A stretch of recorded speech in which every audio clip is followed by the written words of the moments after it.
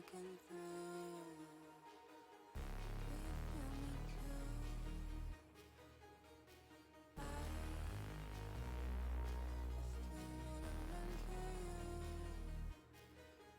Will you feel me too? I still wanna run to you.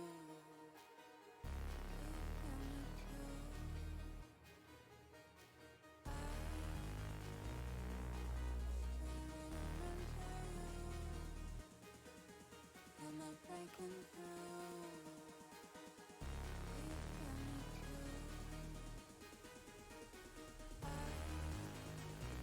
I still wanna run to you. Am I breaking through? Will you feel me too? I still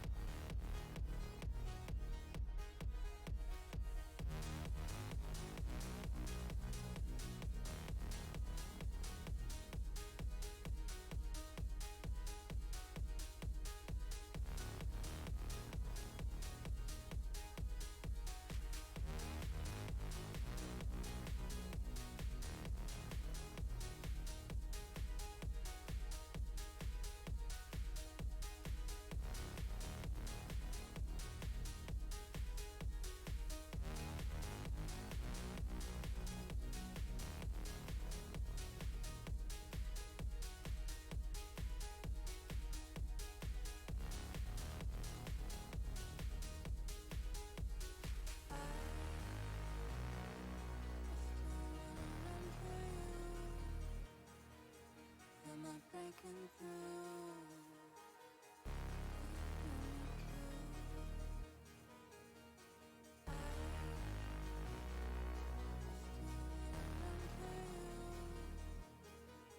Will you feel me too? Am I breaking through? Will you feel me too? I still wanna run to you. Am I breaking through? Will you feel me too? I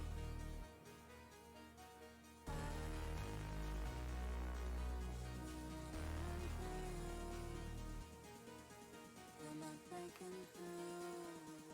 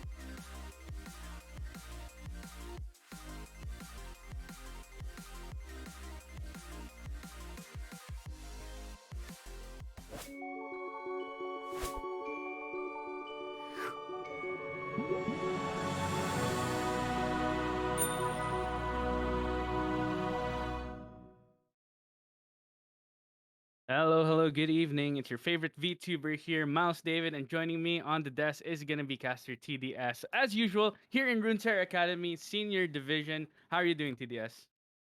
As always, excited to cast with a model of something that I don't really follow. I guess I'm getting older now because I'm kind of lost here, but hey, it's okay. It, Hey, it, it can be fun as well. hey, listen, I am 25. Don't worry, I'm gonna make the VTuber look older eventually. But yeah. Anyway, all right. So we got another exciting matchup here today between Omega Gaming Wildcard versus Akuma. Our Now, favorite team.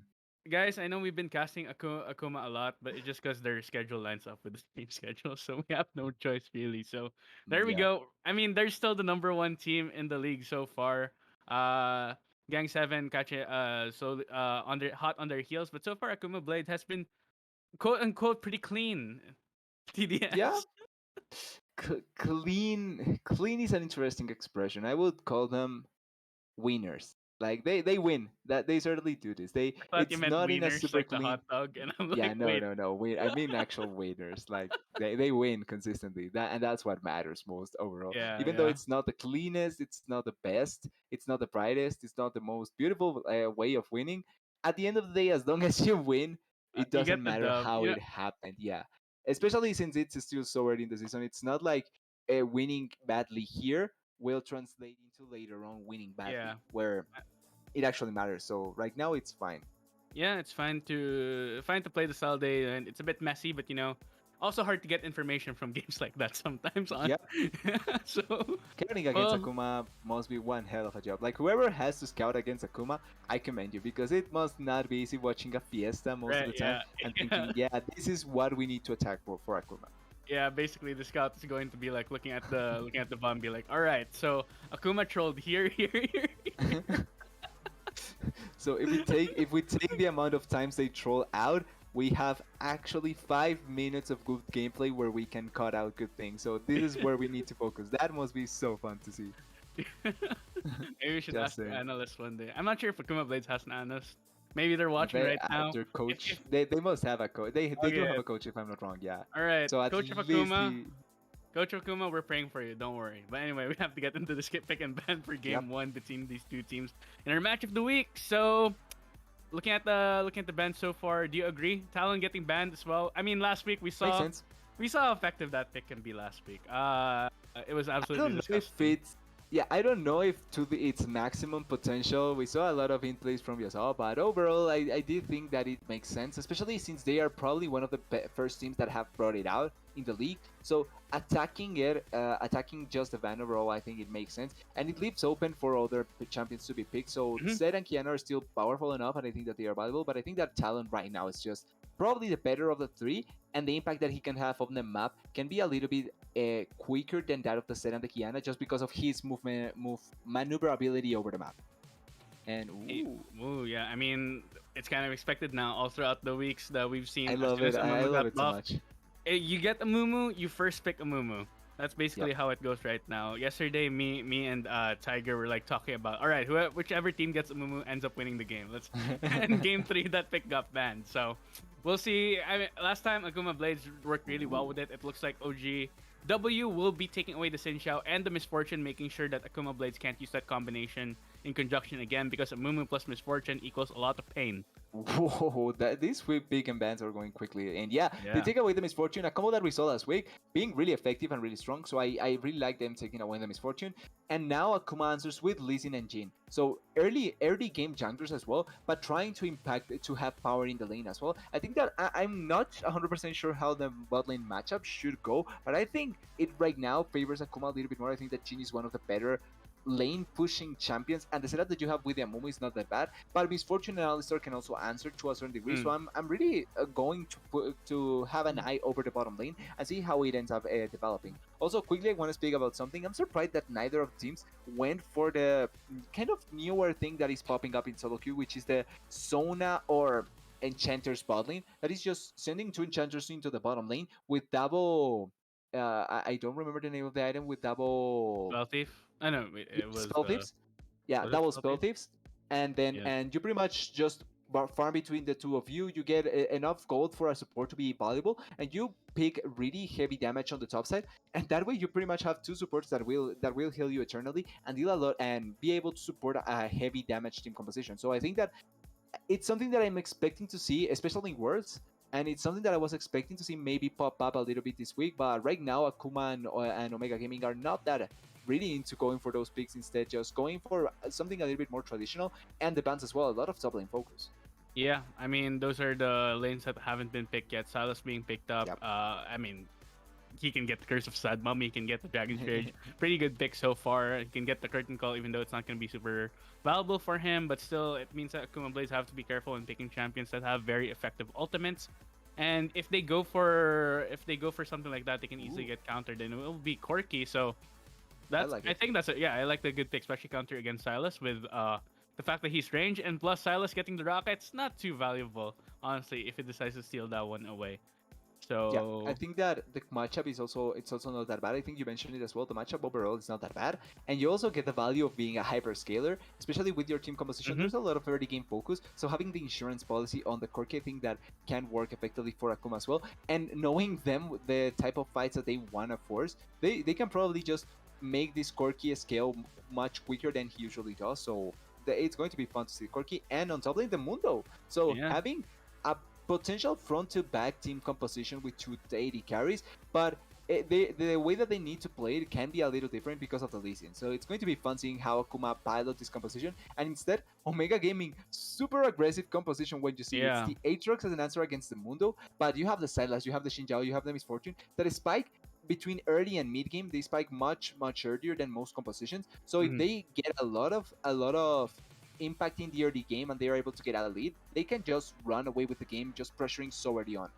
Yeah. I mean, we have basically two different styles, like with Akuma going with Yeah. the more traditional front to back, and OG, Omega Wildcard. They need to be able to snowball this game quickly. Otherwise, they will quickly find themselves in a world of hurt once those Corki packages starts coming in. I almost said Corgi instead of Corki. Corgi. Corgi. Hey, if he plays Corgi, it's fine. Yeah. All right, we'll see what Xfluk and the boys can do on Akuma's side. So looking at these two compositions, what do you favor? Because I know, as an analyst or as a former analyst, that a lot of people would favor differing styles. I know people like Dom would favor comps that are a bit more aggressive, while there are others would favor more scaling. Which side do you lie on, TDS? I honestly favor much more what I think teams are better playing with and how they play. And I think Akuma's composition, even though it's a little bit scary, I think that they make this work much earlier. So I think that they can execute a little bit better. So I like Akuma's potential much more. Even though the early game composition from Omega Gaming is not bad, I think that the setup they have for that, the potential Misfortune Ultimate with the Alistar and the like, can be really good. But I'm trying to think the avenues of what happens when they are behind, Mm-hmm. and my problem with this is that they don't have much avenues. Like it's Misfortune and some other guys, pretty much. Yeah. So I'm trying to think what does Omega do when they fall behind, because that is the thing against Akuma. You typically do fall behind. Mm-hmm. So in case they do, what else do they have apart from the Misfortune, which can get exploded really easily if the Lee Sin gets on top of her? What realistically do you have that can stop Akuma? And I really don't know what much. It's depending on Omega getting an important lead and then being able to pilot it. On the other side, Akuma with the Corki, if they have something else on the mid lane, I would be Mm-hmm. equally worried. But with the Corki, they have the insurance policy that maybe the side of Omega doesn't have. And if that's the case, then I can bank a little bit more on Akuma. So I think that Akuma has a better, not a better composition, but a better draft that they can pilot in comparison to what Omega has. Because they Okay. are particularly playing against Akuma, so that's why I'm not banking on them. Okay, that makes sense. Well, there's also, I guess, the fact that maybe a bit lacking in the damage, in the magic damage on the side of Akuma, but it's still a quirky. He still deals quite enough, and there's not really any two tanky members on the Yep. side of Omega Wildcard. So they definitely have to step up here in this early game to make things work out. But guys, we're almost gonna go into a short break as we head into the spectator delay for competitive integrity. Don't go anywhere. We'll be right back.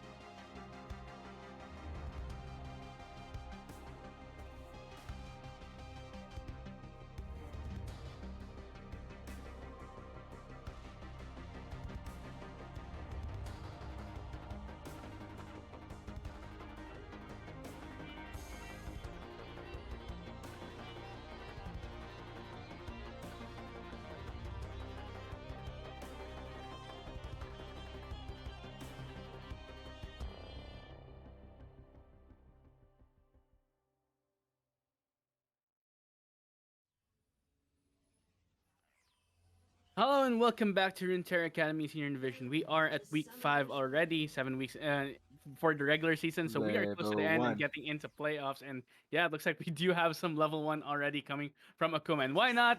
They have an Amumu. They can easily do something. AXM, they sees the problem coming, and Oh, they got gets the stunned slow. immediately and has to use the flash Ooh. to get out of there. The Bone Saw making ensuring that that's an advantage towards Revdon in the top lane. Now, something I do want to point out, TDS, everyone in Yep. Akuma is in the top 5 except for Revdon, who is in the top 10. So still very high caliber. So Disappointed. I'm already disappointed. I think that Akuma will lose now. I did not know of this metric previously, and I think that Akuma just lost the game because of this.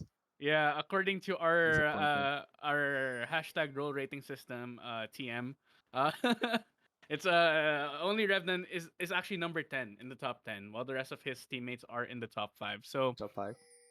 I'm not sure why. Listen, Maybe he's left to dry a lot in the top lane and has to soak up a lot of pressure he, in order to activate the rest he of his kind teammates. of does, so I can kind of see it. He's one of the most important rocks in the top lane. He does get sometimes good matchups, but most of the time he doesn't get as much attention as Fluke or even Keyboarder and Trade. So I can see why he is. But he also plays effectively the role of the weak side laner, to call it like that. Like he effectively plays that role, and he has been able to even sometimes get solo kills, win matchups that he shouldn't. So I'm not completely surprised by this stat, but I'm surprised that he doesn't stack up a little bit more, considering what we have seen the previous weeks about, with Red Knob.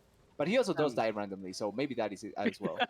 Oh, that is a lot of damage. yeah, that's a lot of damage right there in the mid lane. Xfluke showing a bit of dominance in the matchup just because of the range advantage, of course. And Revnan, he Yep. has advantage in top lane because, well, XN, he has no flash. So kind of working with kind of crippled in this laning phase, to say the least. So Aatrox has to watch out, make sure he doesn't get completely ganked or dove in by the Lee Sin. However, Lee Sin is in bot side, you saw, treading Yep. towards that direction, and we know Trade and Keyboarder, they got the resources, but they've been good with it. This a bot lane that can really make the plays and be able to carry.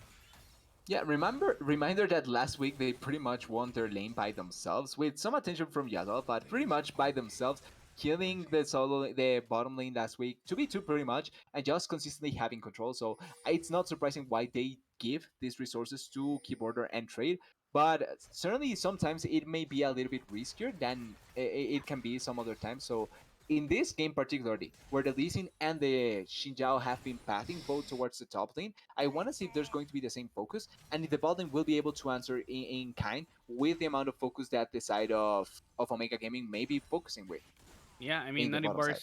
Nutty Bars and 357 seem to have the laning phase in check at least, so that's one check Yeah. mark off the list of how the game needs to be Ooh. played. AXM and Revnon.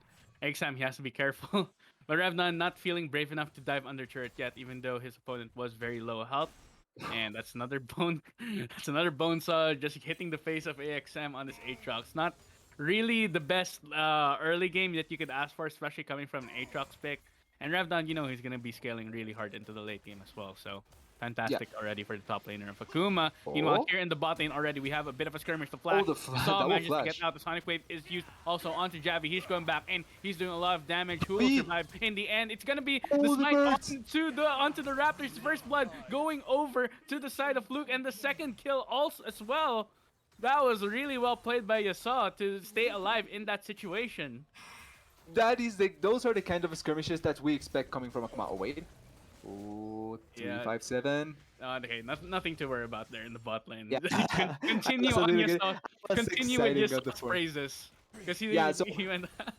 that was so well played by you. So even though he gets started by the Xinjiao, he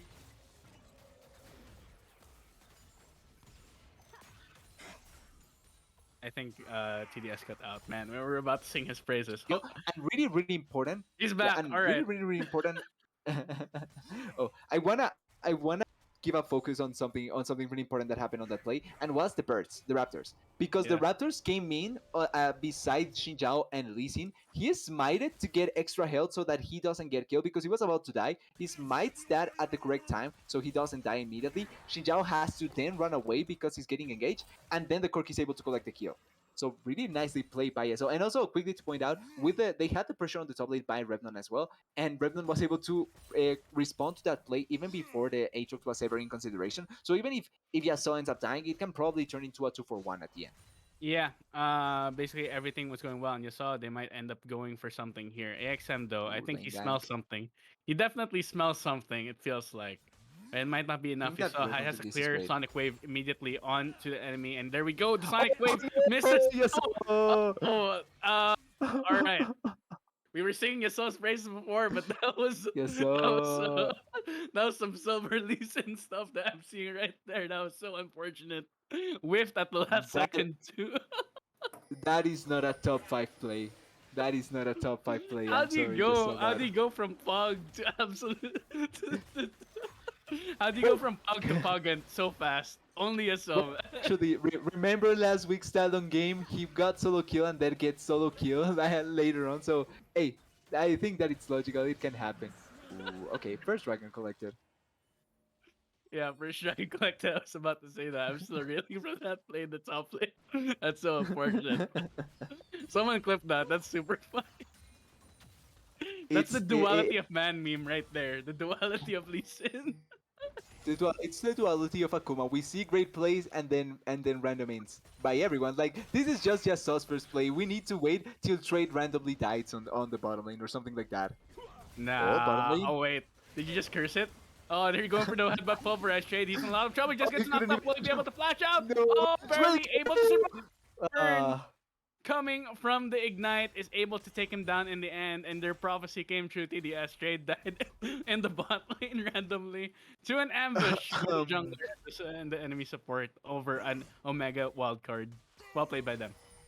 yeah, see, I didn't want to curse the trade You or anything. absolutely did I it. was just saying that hey, that does happen. So don't be surprised when it does happen. But that was really nicely layered. When you see the kill going through, they get on top of the Amumu. First, the combo by the Alistar doesn't go for the immediate pulverize, but instead just headbutts him in the direction of the Xinjiao. Oh wait, Yeah, a lot Markoots, of I think he's trouble. dead.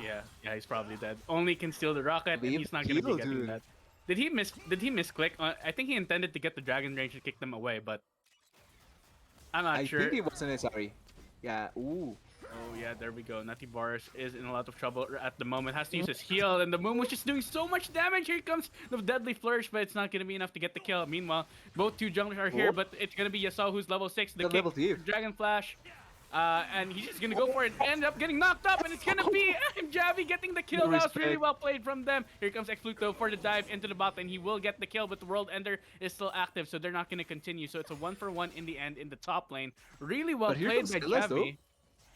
Right, yeah, Silas on the way as well. But here's the ultimate bullet time on the way, and He's it's dead. gonna be Keyboarder getting taken down after being stunned by the trample. Trade is next up. He does not have his flash. He has no way out of this, I think, unless he's able to get the cooldown. But the trample is live already. Here comes the stun. It's gonna be the Oh. combo, and nope, the banish shot's not gonna be enough. That kill gonna be given Oh, he over got straight it. to Nutty Bars, and what a clean dive coming in from the bot lane of Omega Wildcard. Yeah, and what we typically see as a strong point for the side of Akuma, it's getting manhandled by both Naughty Bars and 357. Really well played. They timed the engage from the Alistar just as Misfortune hits level 6 so that they can get the perfect engage and the perfect damage down. They are able to kill the Jin and then move into the Amumu with no flash, like you're saying, perfect juggle of the aggro. Wait till the last turret shot to utilize the ultimate to survive, and it was really well played. Overall, nice to see this from the bot lane, but from the other side of the map, oh wait, Yeah, Repnon, wait, yeah, Akuma. Yeah, it's Revnon fine. will end up getting the solo kill in the top lane. XM not really expecting Oh, that one, and blue buff going over to Mark Boots as well. So more advantages going to Akuma, at least in the top lane, which we kind of expected after that level 1 flash play. And yep. Revnon's really capitalizing on the advantage he got in the early game. Like in this tier of play, TDS, people just know how to snowball, and that's why I'm a bit worried about the bot lane. Here he comes again. Trade, he's in a lot of trouble. He's gonna try to Just stop bait everyone it, from coming in. Trade. He has the Curse of Sad Mummy to try and Yeah. get away, but that was a banish toss to try and get away onto 357. Unfortunately, not going to be enough, but at least Keyboarder is still alive. So it's a 1-for-0, but the ADC lives. He can still farm up. Unfortunately, the wave is pushing away from him. Yeah, and it's not the only problem, but they are also in the bottom lane, have been trying to play towards going for plays and being aggressive. But when you see they have ping ward inside of the tri bush. Before the kill happened on the Momo, they also had a ping ward onto the pixel bush next to the wall. They also have the Scuttle Crab vision, as well as two ping wards in the middle lane. Down from the middle lane onto the bottom river. So they have no vision control at all on this bottom side, and they are moving way too aggressively. Maybe to push the wave, maybe to try and do something else. But without the support from your jungler, these kinds of plays are really aggressive and risky to pull off, and they have been punished because of this. Yep. And we're talking about how they need to start snowballing on the side of Mega Wildcard, and they're doing just that at the moment. Even though the gold lead isn't quite there yet, looks like they're Oh, still the gonna glitch. go in. They see Oh. Lee Sin though, and here comes everyone going onto Nutty Bar straight This up, and was that's the dead. shutdown going over to Yasol. The teleport is coming in as well. Here comes Revnon just to be the insurance policy as 357. He's not gonna be making it out alive this time. It's the bot lane of Omega tactical Wildcard that's TP. over. They're the ones that overstepped this time. But yeah, tactical TP Yeah. by Revnon. I mean, just insurance policy, you know. There have been a lot of plays that have gone haywire for the side of Akuma, so just to It's make for sure. the Drake, dude. It's for Yeah, the Drake. Like the just, Drake is in 4 seconds, so they want that Drake. I think that's it. Also, I really like this by Fluke to just rotate into the top lane, collect the wave, and stop Right. the Aatrox from get more. And because he has package, there shouldn't be any risk of him dying. But overall, I really like this response, and they can also collect on the bottom lane the turret plates. Oh, they Oh, might wait. actually. Wait, Oh. what? You can do that? Oh, damn. All right. So you can just headbutt the Ripper all the way over the over. I think that's over better though. everything.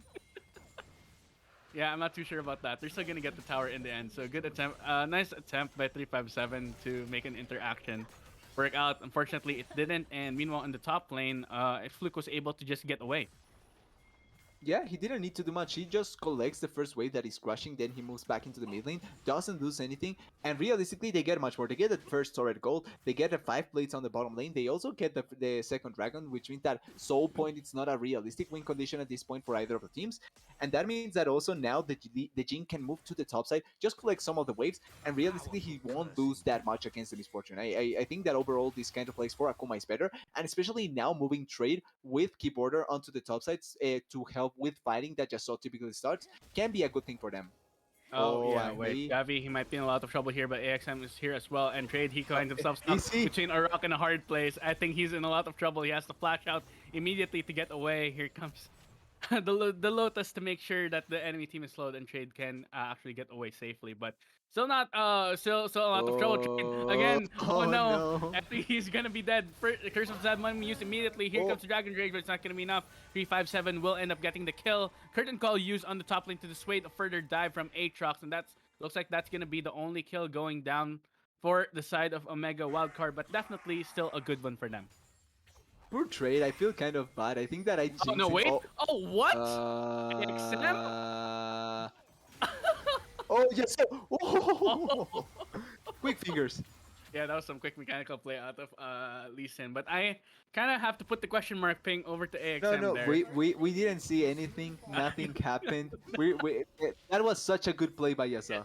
AXM just resetted, right? He's just back in base. Oh wait, Fluke, it might be in a lot It of was- trouble, but it's gonna be 357 who's gonna be getting the counter instead. So a bit of infest here, and meanwhile, Keyboard- it's Keyboarder's the one who's in trouble this time. The shutdown going over to the Silas. Mark Boot gonna be happy with that one. Nutty Bar has to flash away from the big tank and the moment as 1v1 versus him and the Lee Sin. Mark Boots, will he survive? We may not, as a lot of damage to Sonic Wave and the execution, just enough to take down the higher level mid laner. And well, you saw snowballing quite nicely, in fact.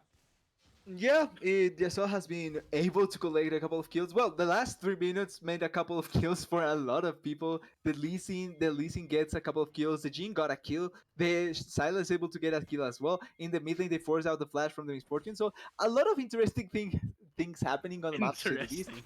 Yeah, Interesting. one of the one of the quick things that I wanna talk about though, it's the dive from 357 that he attempted to the Corki. It was really strange to see because he does the correct thing, going for the flash into the headbutt to put the Corki in a bad position. But I'm not sure. Did I miss the pulverize going through, or what? Or he didn't have the cooldown? Because typically you flash a headbutt into then pulverize so that the Corki can never move.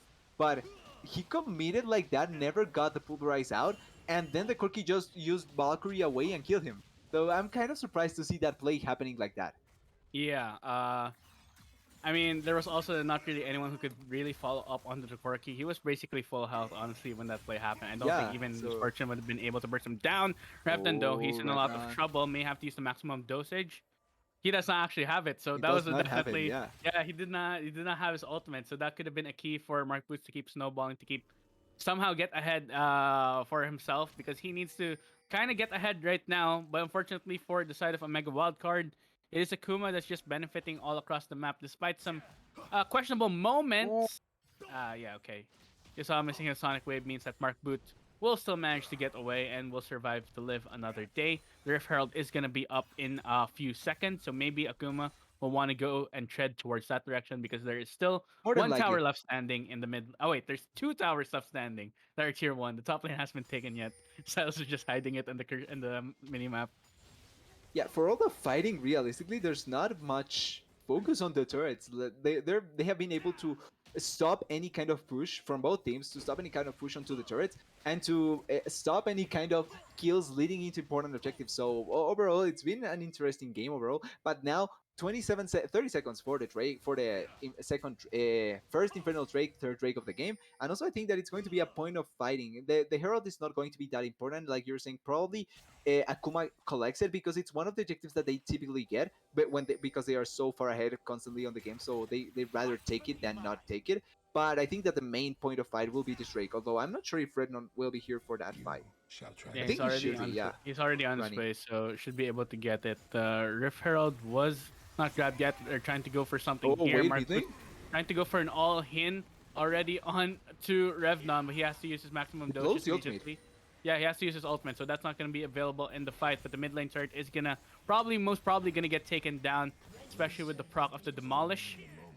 Yeah, it's gone right now. There's still a Rift Herald that might slam down onto Fluke. mid lane, but yeah, Fluke has to be Fluke careful. failed that. Oh, he's just gonna get He's dead, I think. murdered immediately, as the shield bow's not enough to take him. Oh, Not no. enough to take him down. Meanwhile, Curse Facade Mummy tried to get used onto the backline. It's not gonna be enough, and it will be Omega Wildcard running away with a team fight, with Fluke completely caught out of position. Keyboarder is trying to run away, trying to make it out of there with his life, but AXN is hot on his tracks at the moment, trying to go in. The flash, the heal is used to try and keep him alive, and they're not going to continue to dive. Instead, they are going to take the next dragon for themselves. The first Infernal Dragon going over to the side of Omega Wildcard. So I'm not sure if I should say this, but Fluke 100% lost in that fight.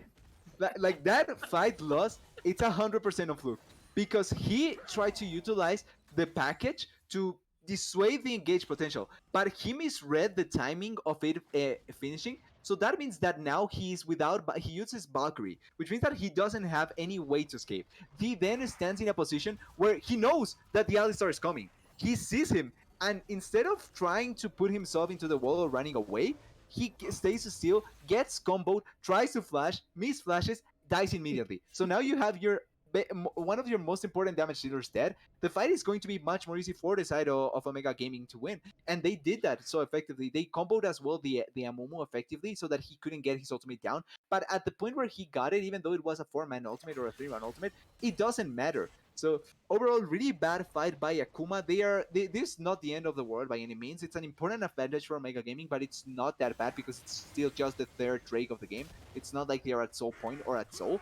But it is important for them to be able to keep on winning these fights, because like we were saying, they have a much more spiky composition in the early stages of the game, and they don't get another big fight before 30 minutes. I think that the game can slip out of the reach. So these fights are going to be important. But I think that Akuma should be able to correct the mistakes from the previous fight. Fluke should be able to identify that he played that really badly, and I don't think that it should repeat itself in the future. Yeah, that was honestly just poor decision making, poor positioning by Fluke rather. Getting into the middle, That having his package, front, yeah, not getting straight into the middle. No business being there for the plane. Just got immediately shot out of the sky. And Yep. on the other side, I do want to compliment 357, who's been very on point with all his combos and making sure that he manages to stun the right targets. Save for that one dive of Fluke onto Yeah. Fluke in the mid lane. Besides that, it's been pretty good for 357 throughout the entire game so far.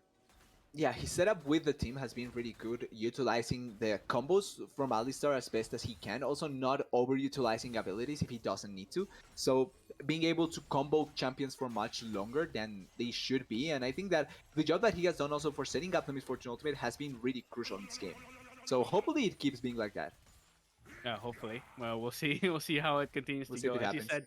As you said, Omega Wildcard, they definitely still have to keep the snowball rolling if they want to be able to win this game. And so far, the gold lead does not suggest that that they are in the lead so far. But tempo definitely on their side at the moment. If they manage to get the Infernal Soul, we'd probably be talking a different story. But they're not just there yet. They still have a lot of time on the side of Akuma to scale up to become a menace, especially Fluke on this Corki already completed his Manamune and should be turning into Muramana very, very soon. Yeah, and that is a really important power spike for the Corki because those rockets with the Manamune will start hurting a lot. It's Muramana, okay? The improved version is Muramana, yeah. Yeah, improved versions Muramana. Anyway, yep. All right, so continuing the game state, everything pretty much equal so far. The Baron is up, so that's a possible major objective that teams can contest. What do you think right now Omega Wildcard need to do in order to continue get the ball rolling in their favor this time? Because they're still kind of lacking the gold lead department, not really having Yeah. too much of advantage just yet. There is a lot of standing gold, like you see 3 turrets still standing, 3 tier 1 turrets still standing on the map for the side of Akuma. So I think that that is a point that the side of Omega Gaming can focus, try and get the gold. But I think that knowing that the most important objective for them will be this Drake spawning soon, I think that they should focus a little bit of their vision on the bottom side and try to, if possible, dive the Mundo, but if not, dive the Jin and kill him. Like if you can, if those are champions that are the Jin is a champion susceptible to dives, and with someone like the Shinjao, like the Alistar, like the Aatrox, if you can force a dive with Misfortune's ultimate, you should be able to get a kill and then rotate that into an objective, a capture on the dragon. And I think that that's something that they should try and look for, because if not, the game may slowly slip away from them. Yeah, They don't even well, have control of this bottom of yeah, this they river don't. They yet. don't. They don't have control of the pit at the moment. Is Lee Sin and it is Yasuo and Akuma who have that control in the river at the moment. The bot, and the top lane turret was at least destroyed, so that's gonna be a Yeah. decent influx of gold towards the side of Mega Wildcard in the upcoming fight. Both Also, so also laners have the teleport not being used just yet. yeah, also, I like that you bring that up because they did it before the Drake. They also allowed themselves to be able to back and position themselves for this Drake They're fight. We going see for the it right teleport now. from the sidelines. Oh, wait. Yeah, The they're pushing rush? it down I think it's super dead. fast. Yeah, it's probably dead at the moment. They're trying to go for another one. Oh, It's gonna move. be Trade that gets comboed, headbutt pulverized, but Yeah, he's dead. well, Just that is the support, and that's a lot of damage. actually? Oh, what a 4-man Dragon's Rage The onto the kick. enemy team, but here comes the bullet time onto the backside. Nutty Bars, But he's Naughty in a lot of Bars? trouble. He has to use the heal to get away, and Oh, right the now it's gonna be Corki. Exclude just getting the kills. It's it's hunting season for him, and they're sitting in a barrel right at the moment in a choke point. X-Fluke, this is playground time for him, and he's just shooting rockets again and again into the enemy team and getting away with all the kills. That's 2 down, and that may end up being the Baron for the side of Akuma if they choose to go for it. I'm not sure how fast they can do it, and we also see the Corki going into the bottom lane to push the wave, so I'm not sure if they're going to commit, but Oh, yeah, that they're not was committing to it. such an stylish fight by Yasuo. They commit, first of all, great call to commit to the dragon. I really like that they have multiple executors for that dragon, the smite, they have the Lee Sin Q, but they also have the fourth shot from the Jin, so they have ways to execute the dragon without having to risk that much. We see the Jin getting the secure there, so overall really nicely played. Then they disengage effectively. I was thinking just leave trade, it's an okay trade to give away, no pun intended, and just allow yourselves to escape. But they fought that really effectively. Trade gets a 4-man ultimate, then the Dragon's Rage to disengage and allow Trade to flash away, but with the damage from the Corki as well as the Corning Call. Oh wait, Fluke. Oh yeah, Fluke, he might be in a lot of trouble this time. Caught away, unaware, and I don't think he's gonna be able to make Yeah, it he's out dead. in the shutdown, going over to Mark Boot. So, I mean, not ideal, but I think Fluke was not the still end of the world.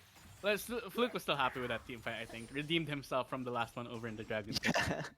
That is certainly true. The way that they fought that was so effective. I really loved Yasuo's Dragon Kick, and as well his dodge of the Alistar combo with the ward. That was so well to also bait the combo out. But overall, this is a really nice pick. But wait, teleport coming from Yeah. behind.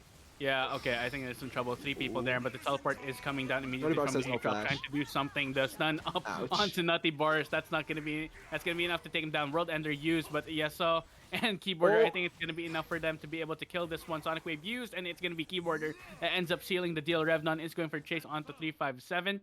And that's gonna be it. It seems. No, wait, Oh, not gonna Corki's be also it just teleporting yet. as Here well. comes the critical and the teleport coming in from X-Flute. Yasuo gets the That is kill. Baron.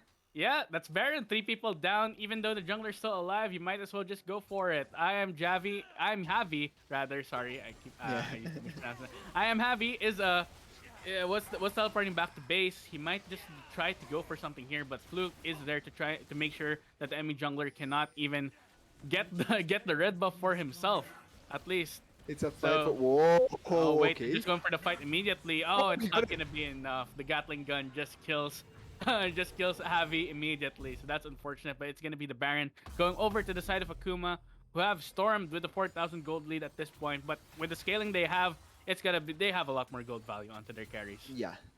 Yeah, especially Corki.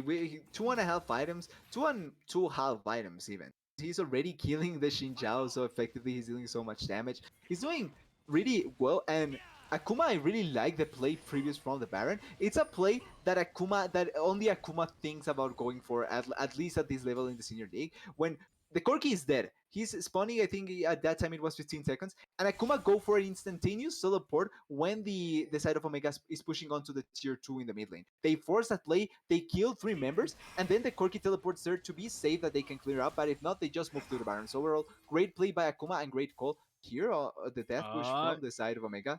They're going for the flank immediately. Oh. Javi is going in, but here comes the flank to end all Oh, flanks great right flash. now. Keyboarder's able to just get out of that right now. 90 bars is here. Yasuo trying to get on top of him, trying to get the kill, but there's the Dragon's Oh, Rage great on keep, top bud. of 90 bars immediately, and here comes the bandage toss. Oh, 90 immediately bars is turns dead. to the set mummy as well. It's gonna be 90 bars going down, but on the other side of the map, they took care of their target too, but right now it is Akuma on the warpath. The curtain call goes down. Here comes Fluke coming in, ready to seal the deal. The bandage toss used on the XN2, Ouch. and that's gonna be bursted down by Fluke immediately. The Corki coming in hot, ready to take everyone down, and well, it's Akuma all the way, baby. At least for game 1 right now, as they charge down the mid lane. Only 2 people ready to defend from Wildcard. I don't think it's gonna be And enough. they cannot. This will at least be an inhibitor, if not the game. I think that well, they can think to push the game. That would be an Akuma thing to do. But okay, I like this. They are not banking Wait, on the is this- Akuma way. Is this Akuma we're watching? Hold up. Yeah, that doesn't feel like an Akuma play. Yeah, hold up. What are we doing? Who is this team? Who is this team that replaced Akuma? They're not going for the end just yet. They're not Yeah, forcing this doesn't feel normal. But great play overall. Like thank you for actually thinking. Oh wait, Oh engage? no, Revdon, he might be in a lot He's more alone. trouble here. He does not Oh, have easy. the maximum dosage, but he's still might be able to make it a 1-for-1 trade. He does! It's gonna be Xinjiao getting killed. Meanwhile, the Infernal Soul is being taken. Fluke might be in a lot of trouble. He does not get stunned up. And wait, there we go. The Oh, flash great engage. override, but it's gonna be Lee Sin who gets the kill. Oh. Yasuo still manages to get the kill. And there we go. Fluke might be in trouble here, but the shutdown again going over to Yasuo. It's gonna be 357 who takes down Corki in the end. So still the Infernal Soul point going over to the side of Akuma. Honestly, I think it's still a net positive for them, even though they gave up a few shutdowns. Yeah, we were praising Akuma for not pulling an Akuma, and then they pull an And Akuma. then they So, pulled Akuma. They just Yeah. went for the objective immediately. but but they still get the advantage. Like you're saying, this is better for Akuma either way because they get the soul point. So even if the game doesn't end in the next 4 minutes, they get the dragon pretty much. They have a Corki with 3 items now. They also have a Jhin that has 3 items. And the Mundo is slowly but surely scaling as well. So overall, it's not that bad of a news. On the other side, the champions that spiked in the mid game are now falling a little bit off. The Xinjiao is not as effective. The Misfortune, the ultimate is always going to be valuable, so Misfortune is not going to fall off that hard. But Xinjiao and Aatrox particularly are not that strong at this point of the game. So Akuma realistically has as much control as they had in the last 5 minutes as well. And if they really wish to force a fight and in the game, they probably can do it effectively as well. Yeah, they probably can. Is it a high percentage play though? If they do, they could end up throwing this. It's Seen it we before. did saw this actually. So remember 2 weeks ago on the first game that we saw from Akuma, how they threw a lead so high, so huge that it surprised us. So Yeah. it does happen. So, But it yeah, was against could a Vayne. happen.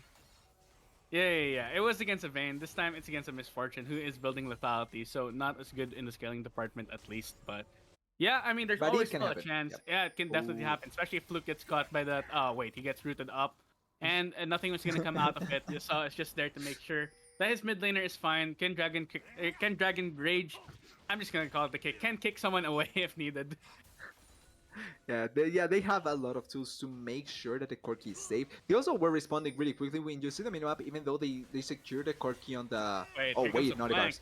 Yeah, Yeah, Nutty it's Bars, fine. he's in a lot of trouble. Revnon is going in immediately with the flank. Teleported in from the top. Teleport in from a ward to try and get the kill onto the ADC. Nutty Bars super low health at the moment. Omega Wildcard, they're caught in the back foot right now. Have to play super defensive, or else a flank like that could end up ruining their days. I don't think Revnov even used a teleport, so No, he he was came from just there behind, I think. flanking. He just came from behind. Yeah. He just walked up. Mundo goes where he pleases, so he walked up behind the enemy team. Yeah, pretty much. I think that's the Mundo way, so I'm glad that we see it. And also, this play, even though it doesn't net a kill, it allows them to have control of the top side. We see them moving into the tier 2 and collecting that objective, and also setting themselves up for the Baron that is spawning in 40 seconds. Yep. I mean, they're running away right now as Wildcard are ready to try How and much go gold do for they have? possibly what could be They a have a lot final of gold. fight. They have a lot of gold in their pocket right now, not being Yeah, spent yet. more than 1,000 on each of the carries, I, apart from the I, leasing. So I can guess why they are running away. yeah, definitely. Well, they're back in the base. They've reset it, and they're gonna be back just in time for the Baron to come up, or Yeah. not. It looks like they're not even going for it. It's only Lee Sin that you're going to put a ward down for the objective to make sure it's not being used right now. But As Corki and Mundo have teleport, so that's fair. That's fair. All right. So they see everyone on the enemy jungle right now. Mega Wild Card, they have to go for a Hail Mary play. I think, like you saw, he has his Guardian Angel, so he can choose to just go in right now. Okay, that was a very, that was a very good W from Yasuo. Make Oh, sure you get Mundo? away. Here comes the backer, just Good going package. in. Like Fluke trying to go in, and Nutty Barge is going to get deleted immediately. Here comes 357 trying to stall, trying to make sure his team can survive the back line, but it's going to be a double kill going Yep, over that's to it. X Fluke right now. I'm Javi. He has to get away as well. The Zonius is used up on top, Oh, but well, we're gonna get the oh, It's gonna be Fluke gonna oh, get taken down as well. Maybe something could happen here. Javi oh. and Javi and Marcus are the only one left, but they're not gonna be surviving. As you saw, Revnan and Keyboarder clean up, and it looks like they're gonna be ending this one. But wait, they have to take down the inhibitor first. But yeah, that's an ace. Very clean coming from Akuma. That was a very nice engage coming from X Fluke, getting 2 kills before he gets taken down. Yeah. And that's all they needed. Akuma coming away with the game 1 victory here in the matchup of the week. And yeah, it was a very commanding one, TDS. Yeah, it was commanding. Like I think commanding doesn't make justice to this game because I feel like for Soma or for some parts of the game, the side of Omega Gaming was doing a really nice job. They were winning bottom lane. They didn't lose a lot of kills, even though they started the game with with a 2-0 against them. It didn't feel that bad for them, but as soon as the side of Akuma began grouping up together, forcing plays as a team, trying to go for fights, apart bar that really huge mistake by Fluke that I'm going to make him that I'm going to mention it as much as I can because it was so bad. But apart from that one time, Akuma controlled the pace of the game really effectively, even though they didn't have that early advantage, and I think that that was really important. But realistically, when you think about the game as well, when you see the gold lead, did Akuma ever had a gold lead against them? I don't think they did, not even at the start, I even don't think when they lose bottom lane. Wildcard never really had an advantage. It was just the farming cap, but Yeah, it was just the advantage that Akuma was able to get in their lanes, especially in top lane where Revnan just absolutely went rampant in that I matchup. think it's not only top Unfortunately, lane. it's unfortunate for AXM that he lost his flash early and couldn't be aggressive against the Dr. Mundo, especially since you Yeah, want to be aggressive in that matchup. You want to be able to win lane in order to carry their lead to the rest of the team. Unfortunately, it didn't happen, and the dam just broke and it spilled over the rest, and it spilled over the rest of the game. It felt like so. yeah. Well, better luck next time to Omega Wildcard. They will still have another shot They have at the one current more game. number 1. Yeah, they have one more game at least. Hopefully, they can force a game 3. But I wouldn't be surprised if Akuma just finishes here now with a 2-0. However, I'm not gonna count Wildcard yet. I've seen some good things from them, and maybe Mark Boots and the crew will be able to put something together with a different plan of attack this time. Maybe to go for some scaling themselves and not bank too much on the early game. But for now, guys, we will be right back. Don't go anywhere.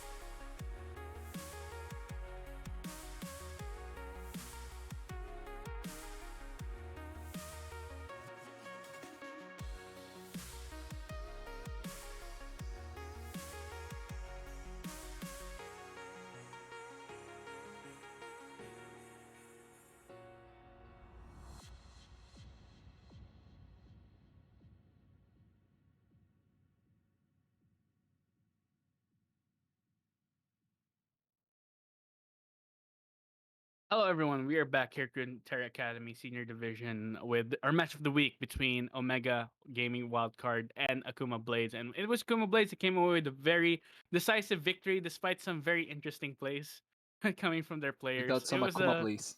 some Akuma plays, hashtag Akuma plays. Is that going to be a thing now? I think it's either that or we don't know what to call it anymore. It's Akuma time. You heard of Rogue time? Yes, We have Akuma something time. like that. Yeah, We have Akuma. I think something like that. We have Akuma so much that I think it's something that we can actually uh, Something we make. can meme on. Yeah, it's something we can mean. Yep. All right. There we go. All right. So we're into draft right now. So Omega Wildcard, they kind of have to do. They do kind of have to change something. We saw a lot of good plays coming from them in the last game, but it was mostly of capitalizing off of Akuma Blade's mistakes, which is definitely Yeah. good.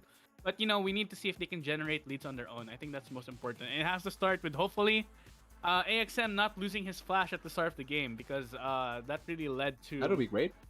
to a bit of a snowball in the top lane. Yeah, I also think that even though the Aatrox losing the flash at the start Mhm. was kind of bad, or well, it was bad. No, not kind of bad. It was bad. It I was think that pretty the bad. impact, yeah, I think the impact from Javi in comparison to Yasuo in the game was pretty lackluster when you think about it. I think that he had one gank onto the bottom lane when they killed the Amumu when I cursed trade. But apart from that, I don't remember any really impactful play from I am Javi in the game, and I think that for drafting Xin Zhao and such an early game composition, you have to be much more aggressive with the plays that you want to try and pull off with the Xin Zhao. And I can understand, okay, top lane is a little bit hard to go for, especially now that the Aatrox doesn't have the flash. And mid lane can be a little bit contested, but it's something that you can maybe look to. But bottom lane was winning. I think that if you bank on just repeatedly going to the bottom lane, killing the Amumu and the Jhin, before they reach level 6 or something like that, it's something that you can actually bank on and capitalize on. But we never saw that continuation play into the bottom lane. So I would like to see Javi being a little bit much more aggressive, especially now that they go once again with the Xin Zhao. Yeah, I mean, sometimes the charm for Javi, right? We'll see if he's able to capitalize this time more on the early game. I mean, we know Xin Shao is a good jungler. He can be very effective, but Javi has to show us how effective he is on the champ currently, especially against Yasuo's Lee Sin, who has, despite missing a Sonic pretty Wave good. at a crucial moment in the early game, the rest of the game is pretty pug from him. And Trade looks like without the Mumu, he's gonna fall back towards the Thresh. Ooh. So a lot of playmakers on the side of Akuma Blades first picked up. Yeah, and maybe this is the redeem for Trade after last game. Not his most impactful game, or not his most showy game, but certainly something with the Thresh he has much more avenues to force a little bit of plays outside of the lane without having to commit to him dying, as well as being able to save his AD carry or other members. So I think that overall, this champion for this game may be really useful, especially if Omega goes once again for something aggressive. So for something much more early game focus, having the Thresh safety can be really important this game. Oh yeah, definitely. Would like to see some Thresh safety for possibly a hyper carry that Akuma Blades can decide to go for. Ezreal being picked up, so Ezreal Karma. Ooh. So a very quote unquote safe lane. I know Ezreal Karma can be a very aggressive and hard to deal with, especially considering how the shields that Karma can output along with the poke. So definitely something that could possibly punish the Thresh if they're not able to get the all in on him. But if Yeah. Thresh decide to go for something, they're hovering towards the Ashe, but I don't know. Would you like this or something like an Aphelios? I think that Ashe is not bad here just because you do have the big potential with the they're Ashe going and the for it. Thresh. You also have they're going for it. They also have the range with the Ashe potential. She did receive a couple of nerfs in laning phase, particularly with the body, so that may affect the way that I Akuma cry plays. But I every think that time. Ashe is not a I think that Ashe is not that bad of a champion in comparison to others. So I think that she's still in an okay spot to go for. And she's going against an Ezreal and a Karma, so I don't think that she will get super punished. She can get punished a little bit, but it's not that bad that you cannot play the Ashe in this instance. What We've, going a to be- little bit with the Aphelios? Oh, Yeah. sorry. yeah, I was to be- thinking. Yeah, all right, wait.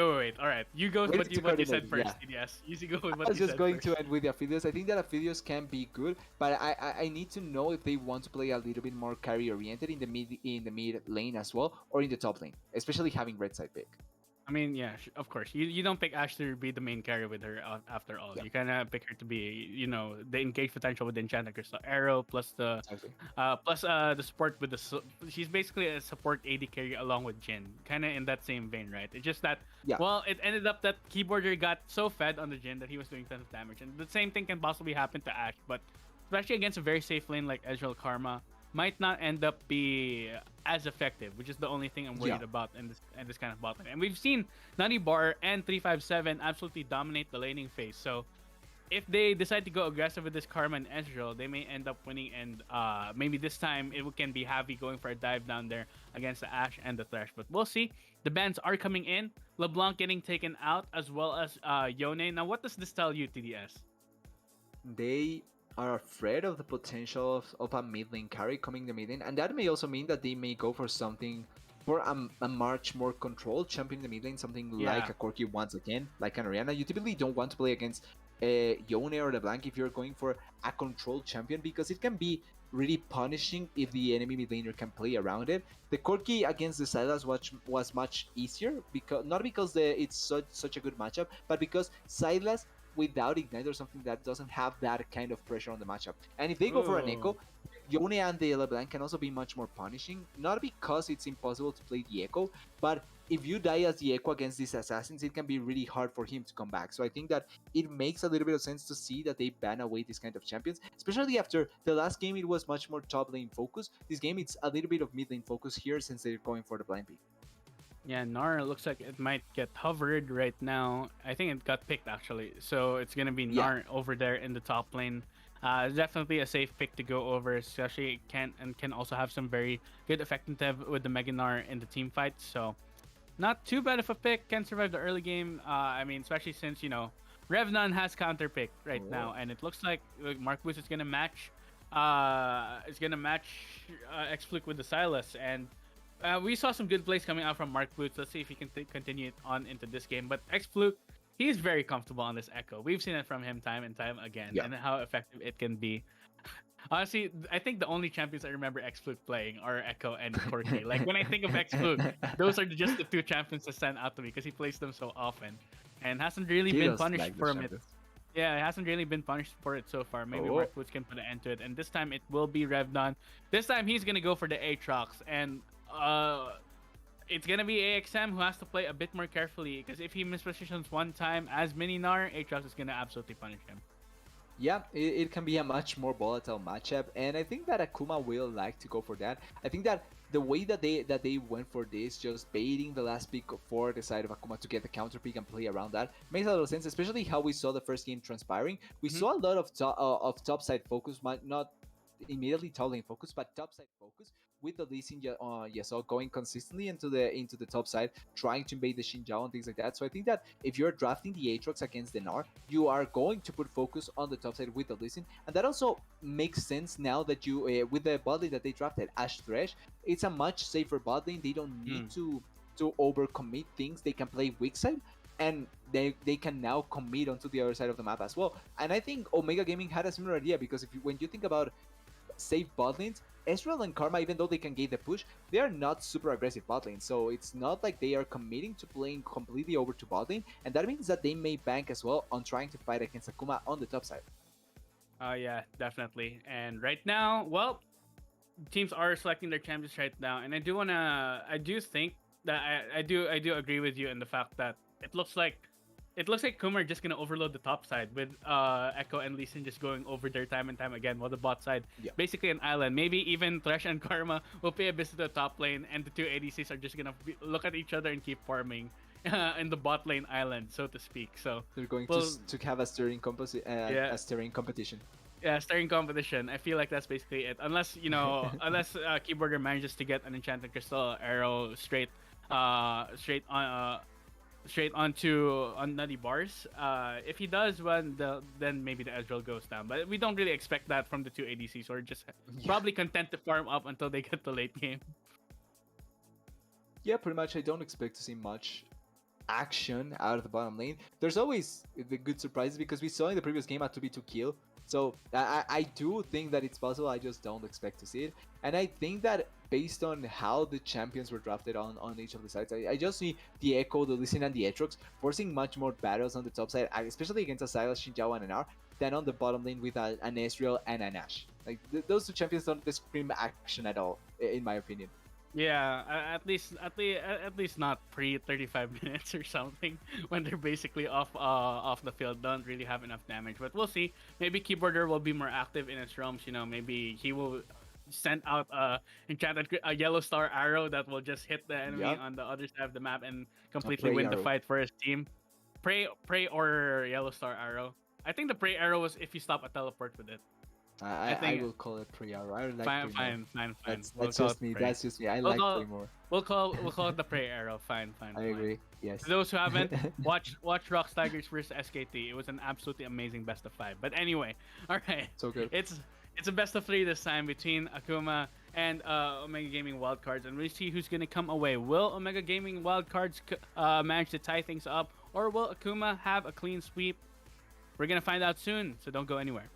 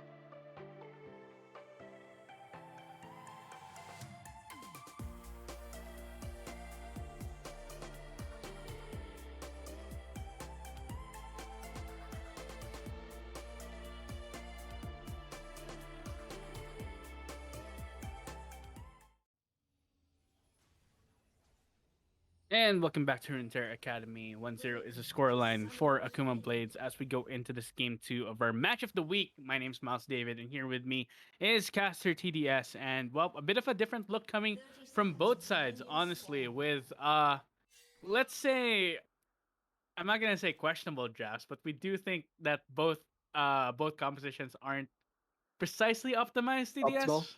Yeah? Yep. I think that there could have been better options in both compositions. I think that Omega went away with a little bit of a better comp. Overall, I think that Ezreal Karma scale better, so having that safety net, it's going to work much better for the side of Omega. But overall, I think that both compositions suffer from similar things to a certain degree. They have a lot of champions that are really dependent on being able to get a lead, and if not, they can feel really bad. Namely, Aatrox, Shin, Sylas to a certain degree as well. Even Nar, even though he works really well with his ultimate, he can be really vulnerable if he doesn't get a nice laning phase. And we're talking Yeah. about how the Aatrox can take advantage of the mini form. So overall, I think that both compositions can be much more volatile that you would want. And if that's the case, whoever gets an early lead should be able to take away the game. And typically in Akuma games, it's Akuma who has the early lead. And we'll see if they can continue that trend or if, the side of Omega Wildcard will decide to bucket. And right now, some trades going on in the mid lane. Good stuff, at least, as both mid laners trying to get the procs off each other. The electric fruit does go off onto Mark Boots, and gonna be no further drama there, I feel. And TDS, tell me about the laning phase. As we said, we know that both teams have to go through a lead. Which lanes do you think will come out ahead? Will come out ahead? TDS, do you disappear on Sorry me? for that. No. Sorry for that. I was muted. You're muted. All right. Yeah. Welcome I back. was Welcome back to the cast. I don't know why I was thinking, and I was thinking about what I was going to say, and for some reason I muted myself. It can happen. I can get absent-minded. Sorry for that. But You can yeah, pull an speaking about Akuma. It's fine. It's okay. It's fine. You can pull an Akuma yeah, now and then. everyone is a Kumar heart. That's pretty much it. So it can happen. But speaking of lanes, in the mid lane, I am expecting to see the Echo get a little bit much more priority, especially because of his Q. He can push the Mhm. wave so much more easily than the Sylas, and even trades he can potentially be able to win them, especially if he's able to play around Sylas SE. It should be really easy to be able to gain that advantage. On the bottom lane, we talked a little bit about this, but double range typically should be able to out pressure even if you have the thresh potential from the hooks as well as the Ash bodies. The Israel Karma should be able to put a little bit of pressure with the poke, Uh-huh. and if they are able to hit consistent poke, then the push may just go in favor of them as well. Or Fluke. Oh, yeah. Fluke might be in trouble here. He got hit by the full combo, but Mark Boots gonna get away, and you saw is right here, making sure Oh, that Mark Boots tried to predict the Sonic Wave, but it's not gonna be enough. He's still trying to go for something in mid lane. That was a really good arcane shift from Nutty Bars to get away from that problem, but it looks like Mark Boots will end up getting away from Lee Sin in the mid lane, so no kills flash for yet, flash? despite some plays. Yeah, he had to use his Yeah. flash. It doesn't end up being that much of a lead, but it's a nice play by Mark Boots, taking advantage of the wave positioning. The fact that the Echo couldn't push completely the wave means that he had to open up for the for the Silas to be able to move up, and then that means losing the wave priority. But on the bottom lane, luckily the Lucian is able to move quickly into the Skull Crab and collect it, because if not, he may have lost the push. He didn't have control of the mid lane, and he just doesn't have control of the bottom lane either. So it could have been really detrimental for Yasuo in this early game, but luckily he's able to collect it before the Shinjao shows up, and the side of Akuma is not that far behind because of this. Yep. Thankfully, right? At least they were also able to get the flash out of Mark Boots in that mid lane. So, Yeah, even if a further all-in continues, if Mark Boots decide to go for it, he can easily get punished if Yasuo is at the right place and at the right time. But yeah, so far no kills yet. Surprisingly, here in this early game, usually I'm used to a kill at least from either one of these teams. And as I say that already, oh, both teams are going for a 2v2 in the jungle right now. Mark Boots in a lot of trouble. You saw coming here. oh, He gets the stun up, Mark and in the Boots. end, it's parallel convergence Oh, is the used. killing Gonna be so Mark Boots ends up getting a 1-for-1 trade, and it's gonna be a saw as well. But Javi ready to follow up. It's not gonna flash. Already used it to try and get on top of the both mid laners. Basically go down to the junglers. Yeah. But advantage to Omega, they get first blood, they get a much more valuable advantage since they Hmm. also make the Echo lose a little bit of the minions. And at this point, and if you look at the minimap, Silas doesn't have to TP back. Instead, the Echo already commits teleport, which means that now Omega, if they want to go for a play in another side of the map, they can commit with Oh, the wait, Sylas. Oh, what? that is so nice. That was amazing coming from Trade and Keyboarder. They're just going He in. gets They're it, going to yeah. get the kill on Tsunade Barge right now. The teleport is coming in. They're trying to go something, trying to do something here. Oh, You saw so. ends up helping Keyboarder get the Oh, kill. And there we go. The ring around the Rosie. Aku's Javi's coming as here well. to try and stop something. But the hook from Trade, I think he may end up giving his life here. But Fluke is right here with the Pelican Conversion. Should be able to get the stun up. Keyboarder will get the kill on Javi instead. Chaos in the bot lane. But it's Akuma that's coming And out a on teleport top. as well. Here comes the insurance teleport as both top laners are coming in as well. It's a complete 5v5. Mark Boots has to get away at the moment, but here we go. Chains used to chop a camp from going in. They're going back in. Mark Boots able to get the sun up. Back again. Trevnon only gonna be the one to clean things up. What a chaotic fight, but it's gonna be Akuma cleaning things up in the end. It was just us saying this is the most composed game from Akuma since there's not a kill per minute. And just like that, 5 kills to the side of Omega, 6 kills to the side of Akuma. Okay, that was such a chaotic fight. But we talked about this. We talked about how Trade didn't have that much impact in the previous game. And with the Thresh, maybe he can get it. And that start to the fight was so beautiful for Trade.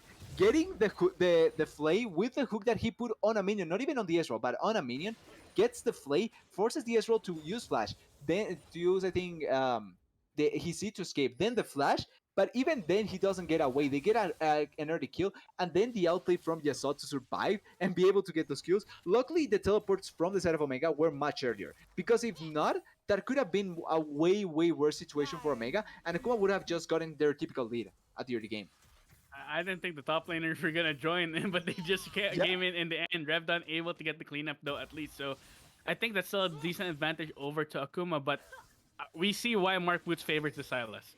Absolutely knows the limits and the inside out of this champion. Without him going for that one last engage, they wouldn't have ended up making that as close as possible. Javi in a lot of troubles. The particle conversion is used. Is he gonna get away? Okay. No, the ward jump immediately gets the kill back. So you saw able to get something back. Axem though, over here trying to get something onto Revnon. Will get the Meganar, and I think the trade will end there. But still, the jungler getting taken down right now as Trade here in the map lane. Here we go, Trade. another all in. It feels like Yasuo is right here as well. They're trying to go on top of the support. Trade in a lot of trouble. He might end up getting killed, but Naughty well, Bars, no. there we go. Don't Naughty get Bars. it. He tries to arcane shift towards Trade to try and get something done. Mark Boots is here just to make sure that ADC does not go down, but another kill going over to the side of Akuma, and there's the penguin dab coming from the Lee Sin. Yeah, and there's the Akuma switch. They just first, even though the early game didn't start super effectively or super great for them, they just turned off the switch and begin searching for good plays. First of all, the dragon capture from the side of Omega was really good. They get an important first Drake, the Infernal one, to get the extra stats. But the response from the side of Akuma was really good. The utilization, ooh, naughty That bars. was, wait, the minions are still gonna get killed! Naughty Keeper bars, gets no! the kill! It's the minions! They still had the aggro onto the Ezreal, not like this! That is a first for me. That is a first. Oh my gosh, alright, there's an action in the mid lane. Like Fluke gonna get tagged up. Yasuo trying to go for something here. Does not get stunned up by the Abscon of Duck, so Mark Boots able to just get away. I think he would have gone all in if he managed to get the stun onto Lee Sin, but He baits Ignite. he at least faced Ignite. Oh wait, they're still going in. Oh. Flash from both sides immediately as the two mid laners. It's just action all across the board at this game. Despite the quiet early game, it just completely exploded. We're not even 10 minutes in, and they're already just trying to force everything. Like these the things that I expect from Akuma. Just pure bloodshed, blood. You know what? I blood like the in their fact. eyes. I like the fact that Wildcard is willing to just match it. You know, Yeah, they're willing to exactly. go for blow for blow. They're willing to fight Akuma to the death, and that's the kind of thing you need to be able to fight this team back. Axem may be in a lot of trouble, but he should have his Meganar up in time. But you saw it here. Ravnan's trying to bait in, but Axem, he knows. He sniffs something in the water and decides to Yeah. back away. Yeah, really well played by Axem, not over forcing, because like you're saying, he sniffs something out. He sees that there's potential from a blind monk to come here and maybe kill you. So I liked respect. I like not committing for anything, and it's not necessarily realistically. You're not losing that badly. Oh, Top lane, wait. although he's walking Uh, forward, Well, but he's not getting forward. baited.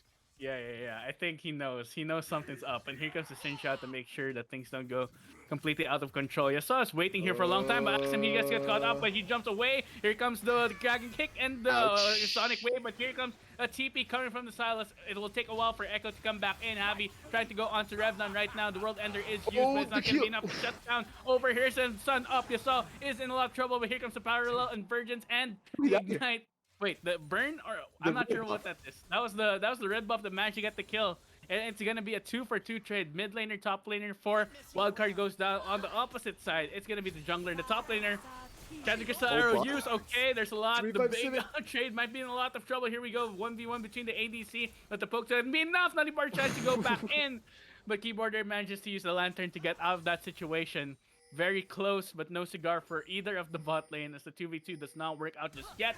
Trade Ocean's going for flash and gets the immediately onto Nutty Bar. So a lot of trouble. Gets hit by the volley as well. The root onto Thresh will take him down. And it's gonna be Keyboarder again ending up with 2 kills. That was an insane play coming from Trade.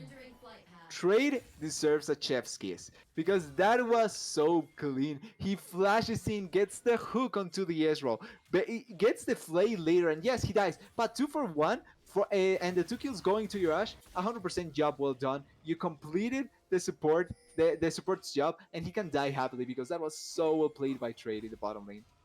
I just have to say I love casting seniors. This is amazing. The fights are always really good. There's so much mechanical skill that we're seeing, Yeah. but oh wait, the decision making from Javi might not be as good as the but that's be as good as the mechanics right now. He's in a lot of trouble, but here he comes. We see him, but there goes the knockup, and he manages to escape. You saw gets taken down as well. All right, here we go. The rest of the team have come in. A 357 is here to help out, and Revnan's gonna get taken down as well. Mark Boots ending up with the kill at that moment, and it's gonna be Wildcard coming away with the jungler and top laner again on the side of Akuma getting taken down. How did Javi survive that? It's a miracle to say the least. He gets away, gets the counter kill onto both the Yasuo and Revenant from the side of Akuma, and they now can collect this Rift Herald. And No before way. 14 minutes, they may be able to use it effectively. There's no chance that they are going to commit for this, right? Are they? Uh, Are they? They're going for it. Mark it's Booth a managed to get the Akuma, I dodge, the forgot. stun up. Oh, no, The the arrow. Tragic arrow is going to go wide immediately in trade. He's going to be a lot of trouble. But here comes the teleport this time. Both globals of the ADCs used as... Revenant? Oh no, I think Revenant's just going to get killed as well. But the World Ender as well. The Gore Drinker is used to keep him alive, but it's not going to be enough. As AXM ends up with the double kill as Trade and Revenant go down. yeah, and Trade there actually makes the Ash arrow from the Ash end up being wordless because he uses the flame to push away both members, and because of that, no one gets hit. Ash is dead, probably dead. Here, Oh by the no. way. Here we go. So and Mark Bush trying to get something done here, but it's not. Yeah, it's not gonna be enough. As She he has decides to flash. flash away, Keyboarder, he's in a lot of trouble, and he could Yeah, end up she has getting taken flash down. The away. shield bow is used, but here comes. Oh, what? The turret just blocked the W from Ezreal and kept Ash alive. Yeah, if that if that W hits, I actually think maybe Ash can die. There was still the shield or a little bit of the shield from the shield bow, so maybe she doesn't die. But still, that was really Oh no, close. Oh, 357. He was not standing on the ward. He's just gonna get taken down. That's so unfortunate. That's a what's he called? A rip. that's this kind of game. Gentlemen. Money Bars is here, and here comes Javi as well. The box is used, and the stun and Oh, it's the fine. hook as well, but they're just gonna go in immediately. Ultimate use the chrono ship, but here comes Axem trying to get on top of him. That's gonna be a lot of people gonna get taken down, stunned up, and not gonna go anywhere. Is Fluke at the moment. Keyboarder though, he's got on the wrong side of the map. I think this may be the end for this particular ADC right now. The Enchantress are gonna be used Yeah, as it well as is. both globals are just gonna snipe him down, and the shutdown goes over to Mark Boots, who suddenly now has 8 stacks on the Dark Seal. 15 to 15 on the board. Everything dead even. Yeah, and if not for the random kills that Akuma has given here and there, and the fights that Omega has been able to win, they are now in one of the first times that I've seen with a gold lead against Akuma. That is really important for them, especially to try and win the fights later on in the game because they need to be able to control the side of Akuma. So having this gold lead at this point it's important. They haven't been able to secure turrets, and Aatrox was able to have free time onto the top lane. But overall, I think that this is still good news for the side of Omega, and encouraging to see if they are able to utilize this lead that they have to get an important advantage in the mid game and then be able to win the game. Yeah, I mean, we'll see if Wildcard managed to pull it off and force a game 3, which Akuma has only, I think, lost 2 games so far in this entire league. So Something to keep note Yeah, of, individual. maybe. Oh wait, keyboarder, he's in a lot of trouble, but he just decides to go for color convergence. The cleanse is used, shield Yeah, bow tries keyboarder. to keep him Ouch. alive, but it's not gonna be enough. Nutty He Bar gets taken down so as well, so it's a 1-for-1 again. The minions just manage to take him down, but Trade and Xfluke are here. Javi is here once again as well. They're trying to go in, but well, Trade might be in a lot of trouble. Mark Boots is here as well, and it's Trade is not gonna be dead. survived. He has to give his life to make sure his mid laner stays alive, and that's gonna be him going down, and it's gonna be Omega Wildcard taking the kill score lead. Yeah, and one of my main criticisms from the last game has been turning around really effectively this game. I am happy, having much more impact in the map, responding to plates, being able to go Oh, for wait. wait. Yeah, World Oh, Unrest Hughes, you saw us right here from behind, coming in. XM, he has to get away, but it's going to be a dive down there to bot lane. Will he manage to survive? No, he will not. The shutdown goes over to Yasuo. yeah, it ends up going to Yasuo. The burn from the, I think it's the smite and the red buff. So getting that damage there, it's able to support and baiting also the teleport from the silence, which means that now the silence doesn't have the tools to be able to support the rest of the map as effectively as he has been doing, and same as the echo pretty much. Ooh, Oh, ouch. yeah. There, Keyboarder just managed to Didn't get hit. away. I just realized Keyboarder has 7 kills.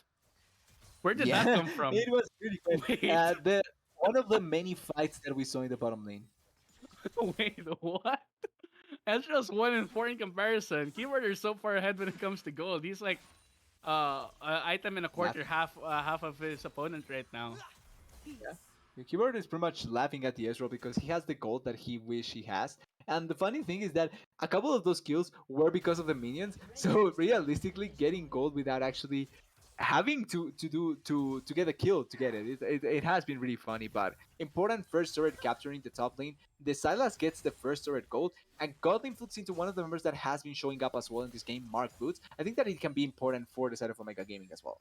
Yeah, I mean, right now the two Fed members on each side are basically like Keyboarder and Mark Boot. So we'll see how how this clash will go between Akuma's ADC and Wildcard's Typically, mid laner. Typically, the typically mid the laner laner is wins. yeah. So I am happy with that. I am a mid laner, so I'd rather see mid laners popping off. All right, fair enough. Well, I mean, Mark Boots has been popping off right now. 10 sacks on the Dark Seals, 2 items up, along with the Morelos completed. Ravnon might be in a lot of trouble here. World Ender is used by Mark Boots immediately as he wants to go for this 1v1 kill. The junglers are on their way as the counter World Ender is used as well. Here it comes Mark Boots. He has to flash away immediately. And there we go, 1v1. It's 2v3, but it's going to be the knock-up. It's going to take down Mark Boots, who gets immediately taken down. You saw, might end up in a 2v1 right here. But here comes the Chad Crystal Arrow. It's going to miss out as the support is here as well. But they're going to keep going. They're going to keep fighting right now as you saw manages to get the kill. And Nutty Bars, he has to be there. But G57, he has to back away immediately, flash away. Right now, the hook goes wide. Nutty Bars still trying to go for something, but he arcane shifts immediately away, and that mid laner and top laner, they're just trading blow for blow down there in the bot lane, but it's gonna be Akuma with the tempo advantage at the moment. Yeah, getting an important counter kill. wait. Oh, no, the is Oh not. yeah. Okay. Yeah, it was right there. Oh wait, the sun comes up. Here comes the play. Keyboarder will still stay alive because of the shield bow and Nutty Bars. He's in a lot of he has big problems in him right now. Oh, Arcane shift away. Here comes the ward jump. Nutty Bars. Will it He's trying to get something. matter? He's trying to get Yeah. a kill at least for his life, but it's not gonna happen. As you saw, cleans that one up, and it's gonna be the bot lane and jungler of Akuma coming out ahead in that exchange. Yeah, but really importantly, continue from everything that happened in that fight, everything, not only the start, but not only the finish, but the start as well. It really importantly, Akuma gets a really important lead and a really important kill. The Sylas kill it's a shutdown, but it also denies the Dark Seal stacks, which can be important for later fights. Overall, I think that Akuma getting a really important lead, even though it doesn't look like it's much, they get an important lead out of that. They're able to shut down a little bit the Sylas so that it cannot be a much stronger carry. And they also get important kills onto the Ashe again, onto the Lee Sin, but also giving time for the Echo that even though he's not doing that great in terms of kills, he's getting the farm on the bot lane, he's getting the levels, he's coming back into the game, and he will become a menace later on as well. Yeah, the scaling on Echo is Oh, absolutely insane, but here you go, wait, Mark Boot trade, and Trade might be in a lot of trouble Oh, here, Mark but Boot this instead the stun comes up. It's not gonna be enough. Trade has to flash out immediately. The teleport is coming in from Xfluke as well, and the Rift Herald should go down in favor of Akuma as Trade barely manages to get away with his life in that exchange. He almost dies to the Herald, by the way. He was able to run away with one health, and the Herald Oh almost no. kills him. 357, he smells blood in the water right Trade, now. no flash. Keyboarder might be in a lot of trouble, but there we go. Oh, Meanwhile, Javi? from behind, Javi trying to go on top. Risa and Xfluke are right here. Parallel convergence not yet Oh. used. The chrono shift is though, as 357, he's zoning off the ADC as Axem. He's just going in already with the Meganar farm. When will he use the ultimate? Not able. He already used it. Not gonna be enough. As both teams, the teleport is used already by Mark's Boots again Zelda's to also get back coming into here. this fight. Everyone's so low health. Revnan, he's so low health as well. They have to use the blast cone to get out of there. And right now, it's There's gonna no turret be here, a though. advantage and big enchanted crystal arrow by Mark Boots on to the top laner trade. In a lot of trouble. I think he's caught behind enemy lines. He has to be the sacrificial lamb to keep the Yeah, rest of he's his pretty team much dead. alive. And despite the Rift Herald going down, Can this it's be gonna burned, be. though? It could potentially be. I don't think they're gonna go for it. Their health bars are way too low. No, wait, they But- are.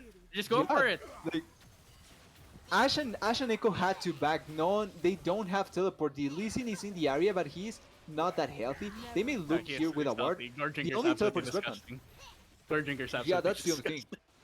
Oh yeah, But here that's we the go. only thing. They see Lee Sin, the Enchanted Oh, Crystal the Arrow arrow. is used immediately, but Axem is right here trying to zone off his enemy. He uses the ultimate to try and blast people away. It's gonna be the blue side, Omega Wildcard, taking the Baron for themselves after that. But here comes Revenon from the flank, trying to make sure that they don't get away with anything at the moment. Mark would use the Chrono Shift to try and get away, but Yasa and Axem are gonna get taken down. Mark Boots. Oh, where we go. Fluke gets taken down by Mark Boots, but it's gonna be two Baron empowered champions Three. gonna walk away from the fight. Three. No, 2, yeah. No, yeah, Not two, 2. three I people. didn't saw the Echo. I didn't see the Ezreal dying, so my mistake. It is 2. But Tempo advantage What? still on the side of Akuma, but man, they're really making me Yeah. lose my breath here in these fights. I have to ease up, ease up just a bit. yeah, it's okay. I'll take it from here. It was really crazy. Unless.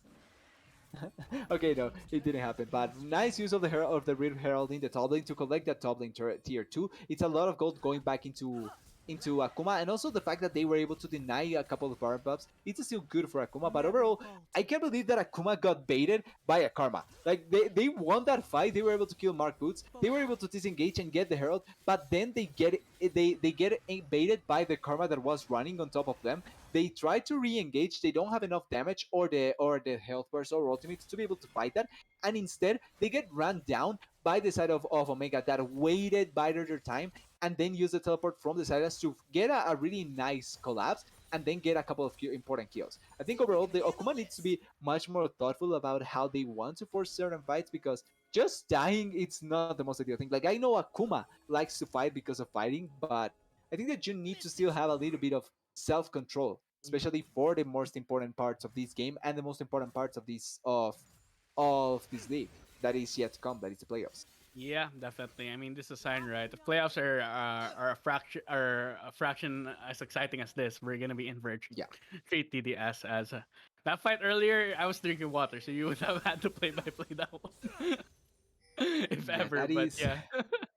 That is the thing that play-by-plays need to worry about sometimes, since it's going to be one of the things that may destroy their voices. But hey, at least it was fun, right? Yeah, it is definitely. The fights are almost always fun, but the tier 1 turrets are going to go down in favor of Wildcard right now. They lost the gold lead, but as we get later and later into the game, that's going to matter a lot less. So, still what they can do with the Baron empowered minions right now, they're still able to get 2 towers, so not too bad of a trade deal. Not too bad if it's used right now. Yasal gets a Sonic Wave off, but not going to be taking the Lee Syndrome going in. Yeah, I was thinking that maybe they would like to force a fight, especially with the Ash Arrow, but they seem to be a little bit reserved on that, and I like that, especially because Mega Gnar is now used. Oh, Ash Arrow still. Yeah, Ashero's used as well. The hook goes wide right there. Axem is also in Meganon form, so something could have happened there, but looks like both teams are pivoting towards the dragon at the moment. Wildcard do have control over the river at the moment. Question mark things going down from Akuma. They have no idea what's happening. They can definitely rush the Drake, but can they get away is the big question. Trade in a lot of trouble, but here comes the Ash Arrow immediately on the to counter the Ash sides, Arrow. but Trade might be in a lot of trouble. Mark Boots from the backside along with AXM should be able to get something back. The health bar's definitely not favoring the side of Akuma at this trade, but he's Luke's still able to get the kill off the big Xerxes, keeping him alive, and there we go. Remnant able to get the kill onto the ADC. It's gonna be a 2-for-3 trade in the end, but that could have been so much more. 357 trying to get something onto Yasuo. AXM is right here. The boomerang does not hit The slow does, however, they're Oh, trying to go in, but War Jump keeps him alive. AXM might be in a lot of trouble here. Keyboarder manages to dodge the slow as well. He's oh, just gonna go keyboarder for maybe? something. Yeah, just gonna go for something immediately, but here we go. The stun's up. AXM trying to get something. The shield bow is used. And that's gonna be it. It seems like the dragon does go over to the side of Wildcard, however. Yeah, they end up collecting the soul point, and the team fight goes a little bit evenly. It's a 2 for 3 in comparison for the side of Omega Gaming, which it's a great trade. And I'm beginning to feel really the lack of impact from Fluke when thinking narrow in the overall picture. I think that Mark Boots has been able to get much more value out of these Silas, even though, yes, has 11 kills in comparison to the 3. I think that the Echo has not found a lot of success, even though it's ex Fluke that it's playing it, it's not being that impactful. And I'm kind of worried. Obviously, it gets better when he gets more items, but without a Sun, yes, he's going to have a lot of difficulty trying to get kills, and he's here alone. He needs to be careful. Yeah, Okay, definitely. Marcus is here as well, but I think Fluke's he senses something. He feels something coming up, yeah. but will be enough. Level advantage coming in. The stun up in the root. Oh, Fluke, I don't think it'll be enough. He has to use the chrono shift to get away. Mark Boots though does he not can get the run stun away. off, so able to get away from that. But that's the ultimate use, and Fluke definitely cannot 1v1 the Silas at the moment. Mark Boots still with the Yeah. advantage in that regard. Yeah. Also, a quick thing to mention. I'm surprised how low level the mid laners are. Both junglers are level 14. Both top laners are 15 and 14 respectively, with Aatrox being close to level 15 as well. And the mid laners, yes, Silas it's level 14, but he has been a little bit behind on the curve. Same with the Echo, not impacting that much the silence or getting the experience that a mid laner should get. I think they've both just been dying way too often because of all the fights that have been happening. TDS. But even then, I think that they have been missing a little bit the mark on that. I think that it's fine to fight, but you cannot like give away those kind of resources, especially with already being 27 minutes. Like you as a mid laner are really valuing that gold and that experience in the side lanes, or that you collect alone. So not having that advantage is kind of detrimental. But at least it's both mid laners, so it's not like one has an inherent advantage inherent advantage from the fact that he's collecting the minions. I don't think. Yeah, I was Again, thinking, will they go for that? would have been very risky, especially since AXN has a teleport right now, but it's not gonna have the non rage board up just yet. But both teams just sizing each other up at this point as the objectives haven't come up yet. Baron is on the table and they could decide to fight for it. Already Akuma trying to get some control over the river. Support Yeah. comes in from the Karma, and well, it's gonna be Cloud Soul Point. Of course, it's not the most impactful Drake, but when it comes to the ultimates, definitely gonna be useful Oh, regardless. Oh wait, play being made on top side jungle, as they are a bit outnumbered at the moment. Akuma, especially since Ash is down there in mid lane trying to get priority, so have to be a bit careful. And right now, things are kind of calmed down. Things look like they're not gonna blow up just yet. Wait till I caster curse that TDS, but yeah, well, the one it that feels suffers like is you, so it's fine. I'm fine with that. I feel like it's a bit of a lull state at the moment. So tell me, how both teams have kind of team fighting comps, right? But Yeah. how should each team play out the team fights when it comes to that? And let's start with Wildcard. What do they need to do to win every single team fight from here on out? I think getting position with your Silas and your Nar is going to be really important, being able to get onto the backline. And I think that they need, the side of Wildcard needs to play, oh wait, bot lane? Yeah, World Ender is Nar used is alone? immediately. XM right here Oh, along with Yasal, but here comes the teleport. Thresh is here though, so it's just gonna be a 2v3, a 4v3 actually, as the Dragon's Rage the is support used. was too late. Stolen as well, but here comes the Oh, flash and the hook. But I think Axum's gonna be the sacrificial lamb unless he goes over as Meganar. Here comes it was Axe to so try and badly get played. something back. But yeah, despite the advantage being by Akuma, they were first to the play. AXM and Mark Boots just managed to get out and back to the front line with the rest of their teammates. Yeah, sadly, Akuma played that really, really badly. They tried to force him to the Nar, which all in all is a great play, but the teleport from the Echo was way too late. Even when they put down the ward for him to teleport, it was way too late. Then they commit to the play, but they aren't able to get on top of any of the two. I think that they get mixed between who they want to follow, and then they just are able to disengage. The side of Omega was already able to follow up with the play, calm down, and they have to disengage because if not, they may end up in a losing situation. So all in all, really badly played by the side of Akuma, really badly followed, but at least they had the push in the top lane, which means that they at least created pressure on one side of the map. Oh, Yeah, oh wait, here comes the teleport from teleport. behind. Yeah, teleport from behind. Aatrox is going in. They're trying to go on to trade immediately. The True shot barrage Nanibar- is used. Nanibar might be in a lot of But he doesn't trouble, have but there we ultimate. go. Yeah, ultimates is used on both sides. Chanticleer's arrow was stolen. Here we go. The team fight is alive. Javi has to use his ultimate to try and get away. Revnan with the trash. He tries to go onto the backline with the Gorge Kicker, but he's just gonna get bursted down, and that's a big ultimate from the Gnar X Fluke in a lot of trouble. He has to get out, but he's told to death at the moment. Chrono Shift as well. Tried to get on He's so top of useless. 357, but it's not gonna be enough. Bursted down immediately, and it's gonna be Wildcard going over to the Baron with the advantage they got. Mid laner and top laner down. Can't count out Yasuo yet though. He still has a chance to steal this. But Mark Boots definitely gonna try and make this as hard as possible. Yeah, I don't think like that's their main hope that Yasuo can go for this, but I'm not sure if he will. Yeah, he's getting Oh, 1v1. they're just gonna try and dragon kick each other. It looks like Yasuo trying No, to he go doesn't for have the dragon something. kick. Yeah. Oh wait, he doesn't have the dragon rage. He used his Yeah. ultimate already during the fight. Yasuo just gonna get away, but. Well, it's a trade Baron for the Dragon, so at least it's not going to get soul point, but that's a lot of tempo swinging over to Wildcard's favor. Yeah, and for the second time in a row, that was Akuma playing that so badly. The teleport from Revnon from behind, it's a nice idea in theory, but he teleports without ultimate, so he doesn't get any value out of the teleport. He gets immediately chunked down, and then when he gets ultimate, his value is really, really diminished. He cannot force that fight effectively, and they end up losing the fight. He flashes in to try and get a last-ditch effort heal, so that maybe they can turn it around, but he doesn't get anything that huge. He gets instantaneously killed, then they move into the Echo, which I think I've been saying it a lot, but I will keep on saying it. Has been so useless this game. He doesn't get any value. He doesn't get any damage. His ultimate cannot do anything, and he cannot get into the fight. He cannot even kill the Karma, which I think it's one of the main problems for Akuma from losing fights. They cannot kill the Karma, so the shields are so massive that they cannot try and fight fights effectively. And I think that at this point, if Akuma wants to be able to win this game, they need to find avenues to kill the Karma effectively, because if not, it's not going to turn out pretty. I think I need to give you some diplomacy lessons, TDS. I would rather use ineffective or like underwhelming instead of outright useless. There we go. I think Yeah, that it's the not me. thing It's is not me. Luke, It's not me. The TDS thing is is saying it. ineffective. Yeah, the thing is ineffective doesn't encompass the actual value of the echo. So I don't think it's fair. Like I don't think it's fair to call something what it's not. Well, what Spanish word would you use? Inútil. Oh my gosh. Okay. Yeah, like that's the thing. I cannot find a better word. I'm not sure if that means the same thing in Filipino, but it's a bad word in Filipino. Yeah, no, in Spanish it's inútil, which is useless. Yeah, okay. It's a more Oh, rude face Waxen. in the Filipino language, so I'm just gonna put that out there. But Language yeah, language lessons with TDS and Miles.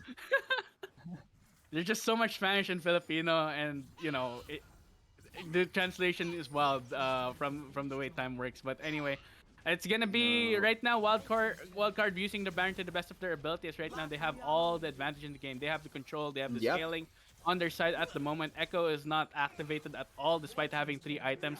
Not really able to burst anyone down, especially with the shields coming from the Karma. As AXM just pushing, he's level 18. I don't think there's much Yasuo can do against this unless he. He's the highest level in the game over everyone. Oh, the Oh hook, yeah, maybe? Javi might be in a lot of trouble, but that's a lot of damage onto trade with the True Shot Barrage. The inhibitor goes down as well as the turret at the moment, but they're going in. AXM from the They want side. to finish, it seems. Yeah, they do want to finish it right now with this Baron push, not really waiting No. for the possibility. And I mean, why not? They Okay. have all the advantage in the world at the moment. They're Baron gonna go fell for down it. though. Yeah, the Baron is immediately taken down, and the hook lands onto AXM, but it's not going to be trade going in on that. Would have been suicide. That probably would have been the game if he decided to go for an R with a nearly full rage bar and play him to his team. That's definitely Yeah, not they the cannot play you force wanna a go fight for. there. There we go. Another hook lands, but it's gonna be the Oh, enchanter. flash. It's gonna be it's gonna be the Ash who's gonna end up eating it. But luckily for Keyboarder, there's gonna be no follow up to it. And Revdon trying to go in from the side. They're just pushing. They're just waiting for the minions to go in and trade. the He's in a lot of Silas? trouble. He just gets bursted down immediately. They're trying to flash He in under cannot turret. kill the But there Silas we even. go. He can't kill the Silas right now, Oh. but Ego Warder, he's doing a lot of damage for the Oh, backline. great Yasuo kick. goes back in, but they just fall back immediately. All the dashes, all the blinks to get away, and despite the low health bars, no one from Wildcard actually died. Yeah, they waited the time to be able to force a fight when Mininar was up, but I say the great kick. I take it completely back. The kick just pushes the heavy into a safe position, and they aren't able to kill him. If maybe the kick it's able to hit much more people before, then maybe it turns into a better kick. But their one attempt to be able to come back turns completely badly, and it doesn't achieve much. Sadly for the side of Akuma, but for the side of Omega, I like the patience, and we were talking about maybe they would try to force the game without burn buff. They realize that it's not as safe. They get both inhibitors and then try to move into the top lane turret. They don't get the turret, but still they're able to force a couple of things important against the side of Akuma, and they are able to reset as a team. So it's not like they lose anything important. Overall, I think that right now they are in complete control of the game. They will be able to secure this break. I think that Akuma should give it up. Oh yeah, this is tilting. That is Yeah, tilting right there. he lost the he lost the Oh, ground. That's trade is unfortunate dead. trade. Yeah, he might be in trouble, and he's just gonna get bursted down. So, They I can don't think finish it's a now. I don't think it's a choice whether they give up the dragon or not. But yeah, it looks like they just want to go for the end at the moment. They're going for the push. Fluke is down there in the bot lane trying to get something. True Shot Barrage is launched and not really finding anyone. As well, Akuma they have to fall back, but Fluke he's in a lot of trouble. He is surrounded at the moment, trying to go I don't in. think he can get And anything Parallel here. Convergence used. He's gonna get stunned up, and he's Oh, gonna he knock doesn't. up and get taken Oh, down. Revdun still alive, trying to burst people out. Keyboarder uses the volley in the completely wrong direction, trying to left click away. Here comes Yusaw trying to do they can't something, but it's kill not gonna be Nightmares. enough. Yeah, they just That's it. can't Game kill three. anyone. It's gonna be game 3 between Akuma and Wildcard. Wildcard clawing their way back into the series after a very long, very arduous game, but they still made it work. Yeah. Congratulations to Omega. They played really well around their compositions. I think we both talked a little bit about this at the start of the game. We at the start of the draft, pretty much, we said we don't really like both compositions. I think that they have problems, but if one composition is better, it's probably Omega's because their champions are much efficient even if they are not if they are behind, and they have a much better safety net that is the Ezra of Karma. So at the end of the day it ended up mattering, and I think that yes, the Silas was really flashy. Yes, XM didn't had a problem in lane phase. He didn't die much, so he was able to impact. Yes, the Echo was completely useless and it didn't amount to much, but I think that the more important champion this game was the Karma. I think that the Karma made so many bad situations better because of her shields. And so, you can look back into the game. There were a couple of fights that Akuma tried to force and fight, but shields always meant that it was going to be really hard to be able to win those fights. And Yeah. the heal cuts or the shield cuts from the side of Akuma came really late into the game, so they never had that much to value. The only one was the ashes, and it was almost the last item that she built to actually fight, but it was way too late at that point. So they never got any true value into the game to be able to fight against that. And I think that the Karma, if it gets picked again, Akuma needs to fight a better answer against that Karma. Yeah, we need to see some Serpent's Fang, I think, coming from the side of Akuma if they want to be able I to think fight Yasuo something just like a needs to go for Karma. that. I don't know why Yeah, he went for Executioners. He just should just go for the Serpent's Fang, and he I probably can kill mean, the Karma alone.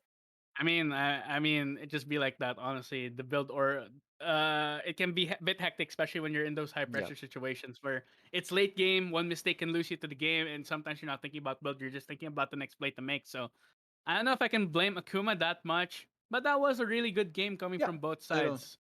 I I Uh, I, I especially blame a little bit the draft. That's it. Yeah, basically, it did feel like a bit of a draft diff coming from the side of Wildcard, but And it's Akuma, not like it's much despite better, honestly. getting dealt with less cards, Akuma still made it really hard for Wildcard to close out. That was a Yeah. very long game that they had to play. So we're all a bit tired, but we are going to go to a game 3, guys. This is Tired and it. hungry. Bronze scrapes, I guess. Not yet silver scrapes. It's not best of 5. Bronze scrapes, guys. We will be right back. Don't go anywhere.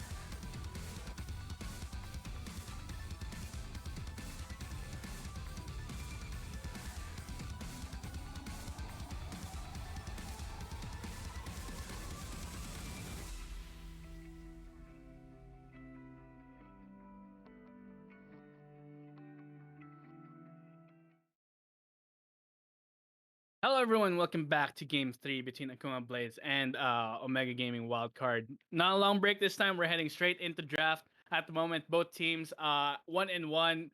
We didn't expect this to really go the distance, but it did. Wildcard really made the game of it in the last one. We'll see how they do this time. This time, Akuma Blades, they're at the front and center again with the blue side pick. And I feel like they're gonna go for a Mumu first pick again. Why not? Yeah, it feels. Yep, and that's it.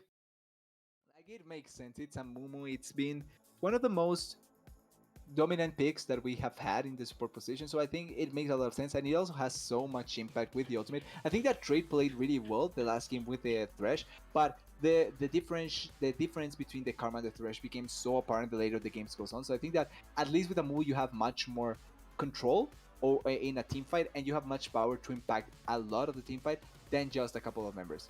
And Yep. yeah, Omega Gaming just answers the same with the same misfortune and probably the Alistar. I think that Alistar Running didn't it do that bad. Yeah, I think we're that running it back. it was an okay pick. Yeah. Running it back, guys. So there we go. Wildcard looks like they're probably gonna go with the same picks again. Misfortune being picked up. Senjao as well. I mean, this time Javi was a lot more effective on the pick than Yeah. last time. Able to last and win out on fights more. CC for the rest of his team to be able to follow up. So Javi, I think he proved himself on this pick, and now it is time for vindication if he's able to get this series win against Akuma Blades. Because if so, this would be the first series loss that Akuma Blades has had The so upset. far. Yeah, it would be actually an upset. And it would So it's a equalize victory, the standings between Wildcards and Akuma Blades. So we'll see if they get the Yep. win. Meanwhile, it looks like Yasao, he's gonna go for the Graves. Or it could be solo lane A Graves, lane 'cause that's Graves, been getting that's been getting pretty popular right now. Yeah, even though it's a pick that I think has been strong in the solo lane previously, it's a popular and it's becoming much more popular now, like you're saying. And I think that teams are finally recognizing the power from it. Even if the LeBlanc gets big, it's still not sure that it's not a solo lane Graves because top lane can still be viable. Just by the way, like it can still be a top lane Graves. So right now they drafting a lot of magic damage in the middle with the LeBlanc, even though it's not consistent. It's a lot of magic damage still, and I think that Akuma banking on being able to explode targets as soon as they can, especially with the engage that the Mumu has, so that then they can clean up fights really quickly. Yeah, you think they're gonna go for the Karma again just Ooh, because? Galio. Okay, no, instead it's gonna be the Galio probably fighting against this LeBlanc, which should neutralize it a fair bit in the lane. Yeah, I As think in- that Galio has probably one of the better, like not better, but one of the safest matchups against the Blank. Maybe like the fact that is not as susceptible as dying if you play it correctly, and even when you are behind in CS, as long as you can farm effectively, that's fine. So I Mhm. think that overall the Galio can still work here. I'm thinking if it's going to be maybe a Galio support, especially against the Amomo, to utilize the It'll work, potential cancel against the Amumu, it could be useful, but I'm not sure where they will bank on putting the Galio. Castellan being taken out of the picture yet. Looks like Akuma Blades do kind of suspect the Galio to be flexed into support if ever. Castellan one of the better matchups into LeBlanc as well. So that getting taken off the table. Mundo is out as well. So Revnon not going to be able to have that pick and be a menace in the top lane as before. Yep. See what they decide to go for this time as the last ban is being put in place. What do you expect it to be? In the first game, we saw a lot of top lane focus. This time around, we had the Kassadin ban. I think that maybe they will go for a top lane ban as well, just in case.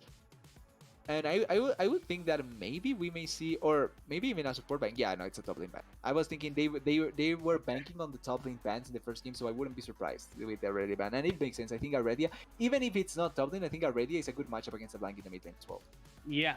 So I mean, Aurelia's pretty much. I a can good correct myself, matchup for yeah, ev- just in case. Aurelia's pretty much a good matchup. Has a good matchup against everyone at this Yeah, point. but Kind of a very just strong in pick at the case- moment. Just in case it doesn't get misconstructed. I think it's a good matchup against LeBlanc, but LeBlanc can dumpster her as well, so it can be really It's a skill skill based. matchup, Not, basically. yeah, it's not on one side or Oh, the other. Guess what? This Oh, time it's Ezreal. gonna be Keyboarder picking up the Ezreal and Sion And being Zion. possibly being the beefy top laner or the solo Yeah. bolo top laner. We're gonna see AD Cyan. Let's hope. Probably not gonna happen, but I can still Yeah, I don't hope, think guys. so.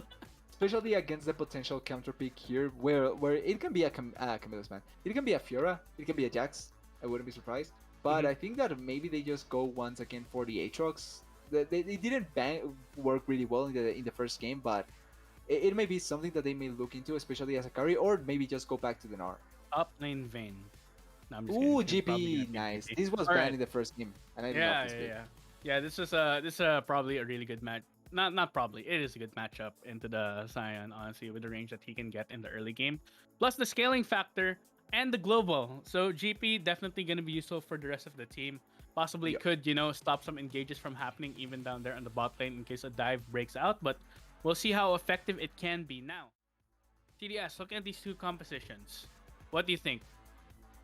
Well, the side of Omega Gaming, I think drafted as something really interesting. I think that having the potential engage with the Alistar Shinjao and then the follow up from the Galio to have to then utilize Miss Fortune's ultimate as well as the Gangplank Barrows. Overall, it's a really nice team fight combo that if they're able to execute on effectively, realistically there shouldn't be anyone that survives. It's just a Scion, and that's it. The other four members can get exploded by this combo. So overall, I really like what Omega Gaming drafted, especially because it has a nice transition between early, mid, and late game with having clear carries on each stage, Shinjao early on, Misfortune mid game wise, and then Gangplank in the late game. On the other side, Akuma I think drafted a little bit much burst heavy with the LeBlanc and the Graves, especially with Graves' most popular build in the lethality path. So I think that they are banking on being able to explode enemies. They have good team fight prowess with the Amomo and the Scion being able to dive in, but they don't have the amount of abilities that will impact the team fight. I think that they are banking much more on having the poke from the Ezreal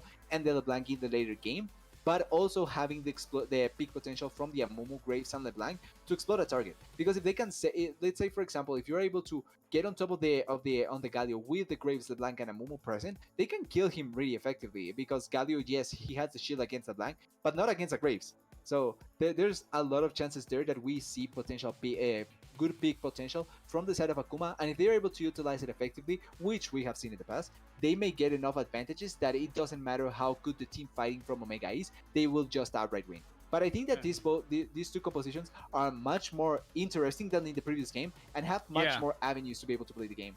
Yeah, I definitely agree. And it's not like the scaling is gone for Akuma either. They still have the Graves, Yeah. they still have the Ezreal to be able to get to those late game fights and make them super exciting for us. But yeah, that's those are the two compositions. We have some exciting stuff here ready for game 3, guys. So get your popcorn, get your soda. It might end up being a long one No, too. no, So don't get food. No, don't get food. I'm hungry myself, so you either suffer with me or not. all right, fine. TDS doesn't want anyone to have any confectionery, but you know what? We'll see who gets fed.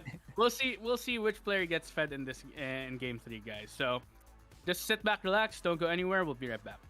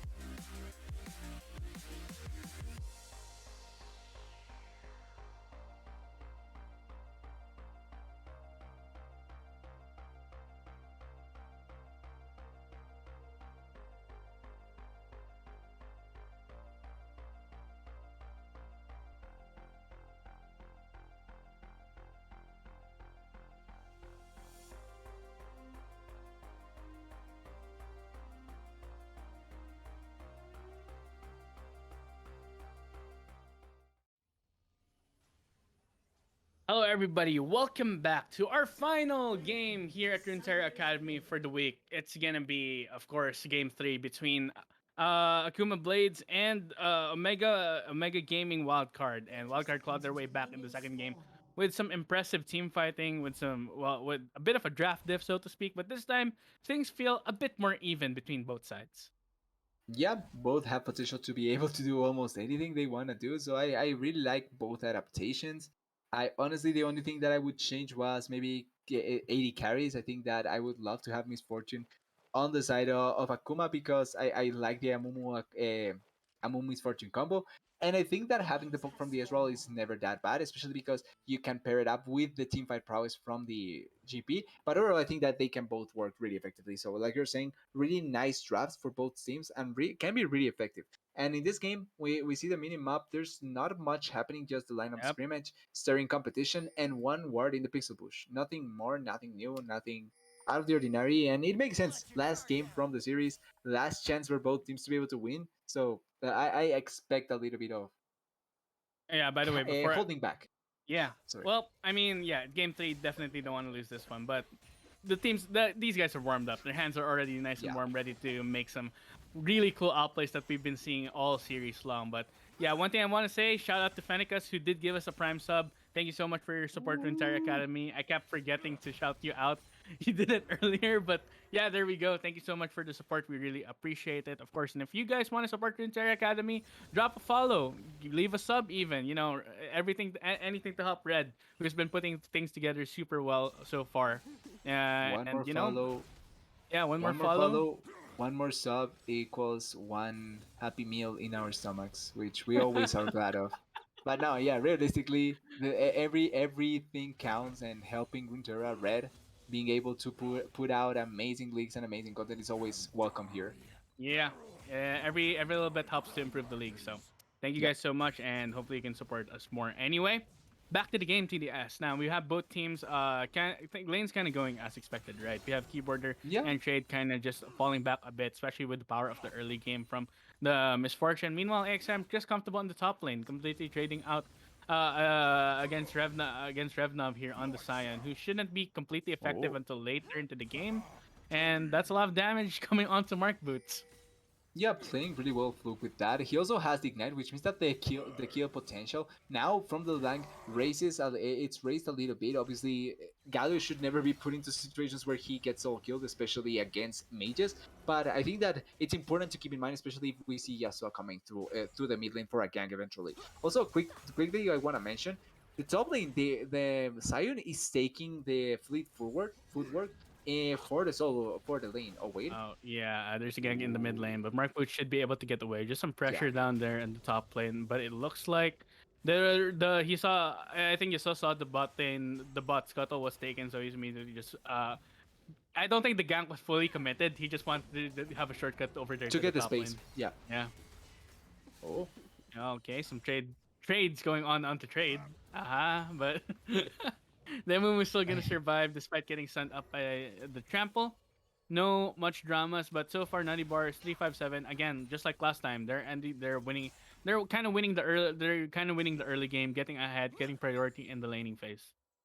Yeah, getting a lot of control out of this bottom lane. I think it's a little bit obvious, especially with Misfortune being as strong as she is in the early game, with the Comet, with the Make It Rain, with the damage that Ezreal probably lacks a little bit starting the game, and the fact that it's melee against melee makes now the 80 carry difference much more prevalent. So it makes sense that we see what is happening. I want to go back a little bit onto the top lane one because I think that it's actually important and interesting to see that difference in runes, because having that extra movement speed, having the extra healing from the fleet forward Mhm. allows for the lane to be a little bit better for the Sayonara. Yeah, We see that he has been able to collect much more minions than the Gangplank. He's also able to, even though he gets traded consistently with the Q from the Gangplank, the parley, he's not losing as much health as he should have. So I think that this can be really important, and especially in a lane that you probably won't trade as much with the grasp of the Undying. Then I think that it makes sense that we see it. yeah, definitely. I mean, Revnon looks pretty comfortable up there. It's not like Yep. it's not like it's a bit of a it's a mystery on how on why he's doing so well. You explained it very well, TDS. I gotta say so. Thanks for that. Usual, doing a good My job co- as the color caster. yeah, I am the color for a reason. Yeah. This is why you're the color and why I am on the PvP because I probably wouldn't have noticed that Tito and talked about something else. But anyway, back, Yeah, uh, back back to everything going on. The priority in the bot lane did allow the side of Omega Wildcard to again take the first Drake for themselves. They've been pretty consistent with doing this so far throughout the series, able to get that one objective. It's gonna with the be the control of the bot lane, Infernal. yeah. It's gonna be the Infernal. So I mean, it's always just been Nutty Bars and 357 getting priority down there and allowing Javi to have some impact and get secured the objective. But you know, it's been Yeah. Keyboarder and Trade that usually has been coming out ahead when it comes to the team fighting, or when fights break out. Usually it's Keyboarder and Trade that comes out ahead. So hopefully we'll see more of that if they want to get back into this series. And right now, more trade going on onto the bot lane as things are Quick still thing. calm. We're still waiting for the Yeah. explosion to happen. TDS. Yeah, but quick thing, level 6 on Gangplank now, which means that global impact can be much higher and also set up in the bottom lane. Here comes the gang. Yeah, here comes the gank and Oh. Trade gonna get hit by the knock up with the headbutt. You saw is Oh, here he though, gets ready knocked to out. come back and 357 he's gonna get The hit by the counter bandage engage. sauce. He has no ultimate yet to stay alive and it's gonna be first blood going over to the side of Akuma, not even needing Yasuo's help.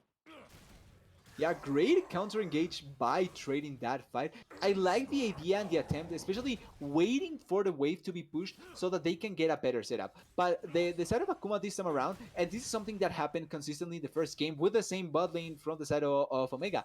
They pushed a little bit too far away. They didn't run away in time, and they ended up paying the price for that. This time around, they respect much more the potential of not having vision and the gang coming through. They don't see the Alistar, which means that they just push the wave, they run away, and then allow themselves to be in a better position for responding for the gang. We Oh wait, see the Alistar 357's going. here. Oh yeah, 357's no. here. Yeah, he didn't find success in the bot lane, so he's now going Oh, to that's top fine. lane. But yeah, here we go. Unstoppable.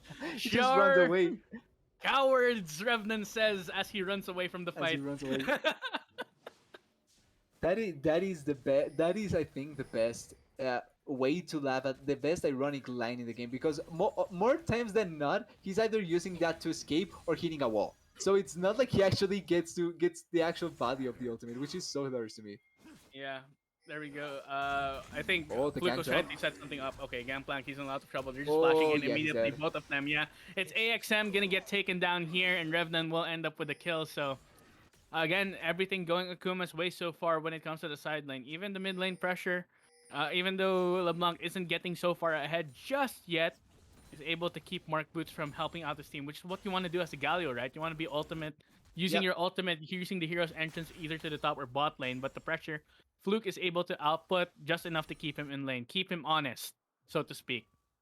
Yeah, the thing is, I think Mark Boots did a really good job in the early stages of the laning phase, being able to put a little bit of pressure against the LeBlanc so that he can open up himself. But like you're saying, at this point, the LeBlanc has been able to close up what the Galio can do, and also when he finds the avenues, like in this moment, there wasn't an opportunity to actually utilize the gang. And because look, the wave is cleared. Okay, now Oh he's no, yeah, just I running. think this is the perfect opportunity right now. So Gangplank use as well. Keyboarder, Oh. he has no flash, and he has to use He his used heal to heal. try and get away. So at least it's one kill. That was a very successful gank coming from Marquez. Didn't even have to use the hero's entrance to get it. So good Yep. stuff from them. Meanwhile, Yasuo is right here, Fluke as well, and 357. He doesn't have his flash. Fluke He has played- ready, but here comes the hero's entrance to try and stop any collapse from happening. Javi is here as well, but I don't think the I'm fight not is sure gonna if be they can fight this. it's not gonna be over just yet as here comes the Amumu Oh. and that's a lot of burst. Javi might be in a lot of Oh. trouble and yeah, this is taken down, bursted down. Rip And still has immediately, ulti. yeah, here we go.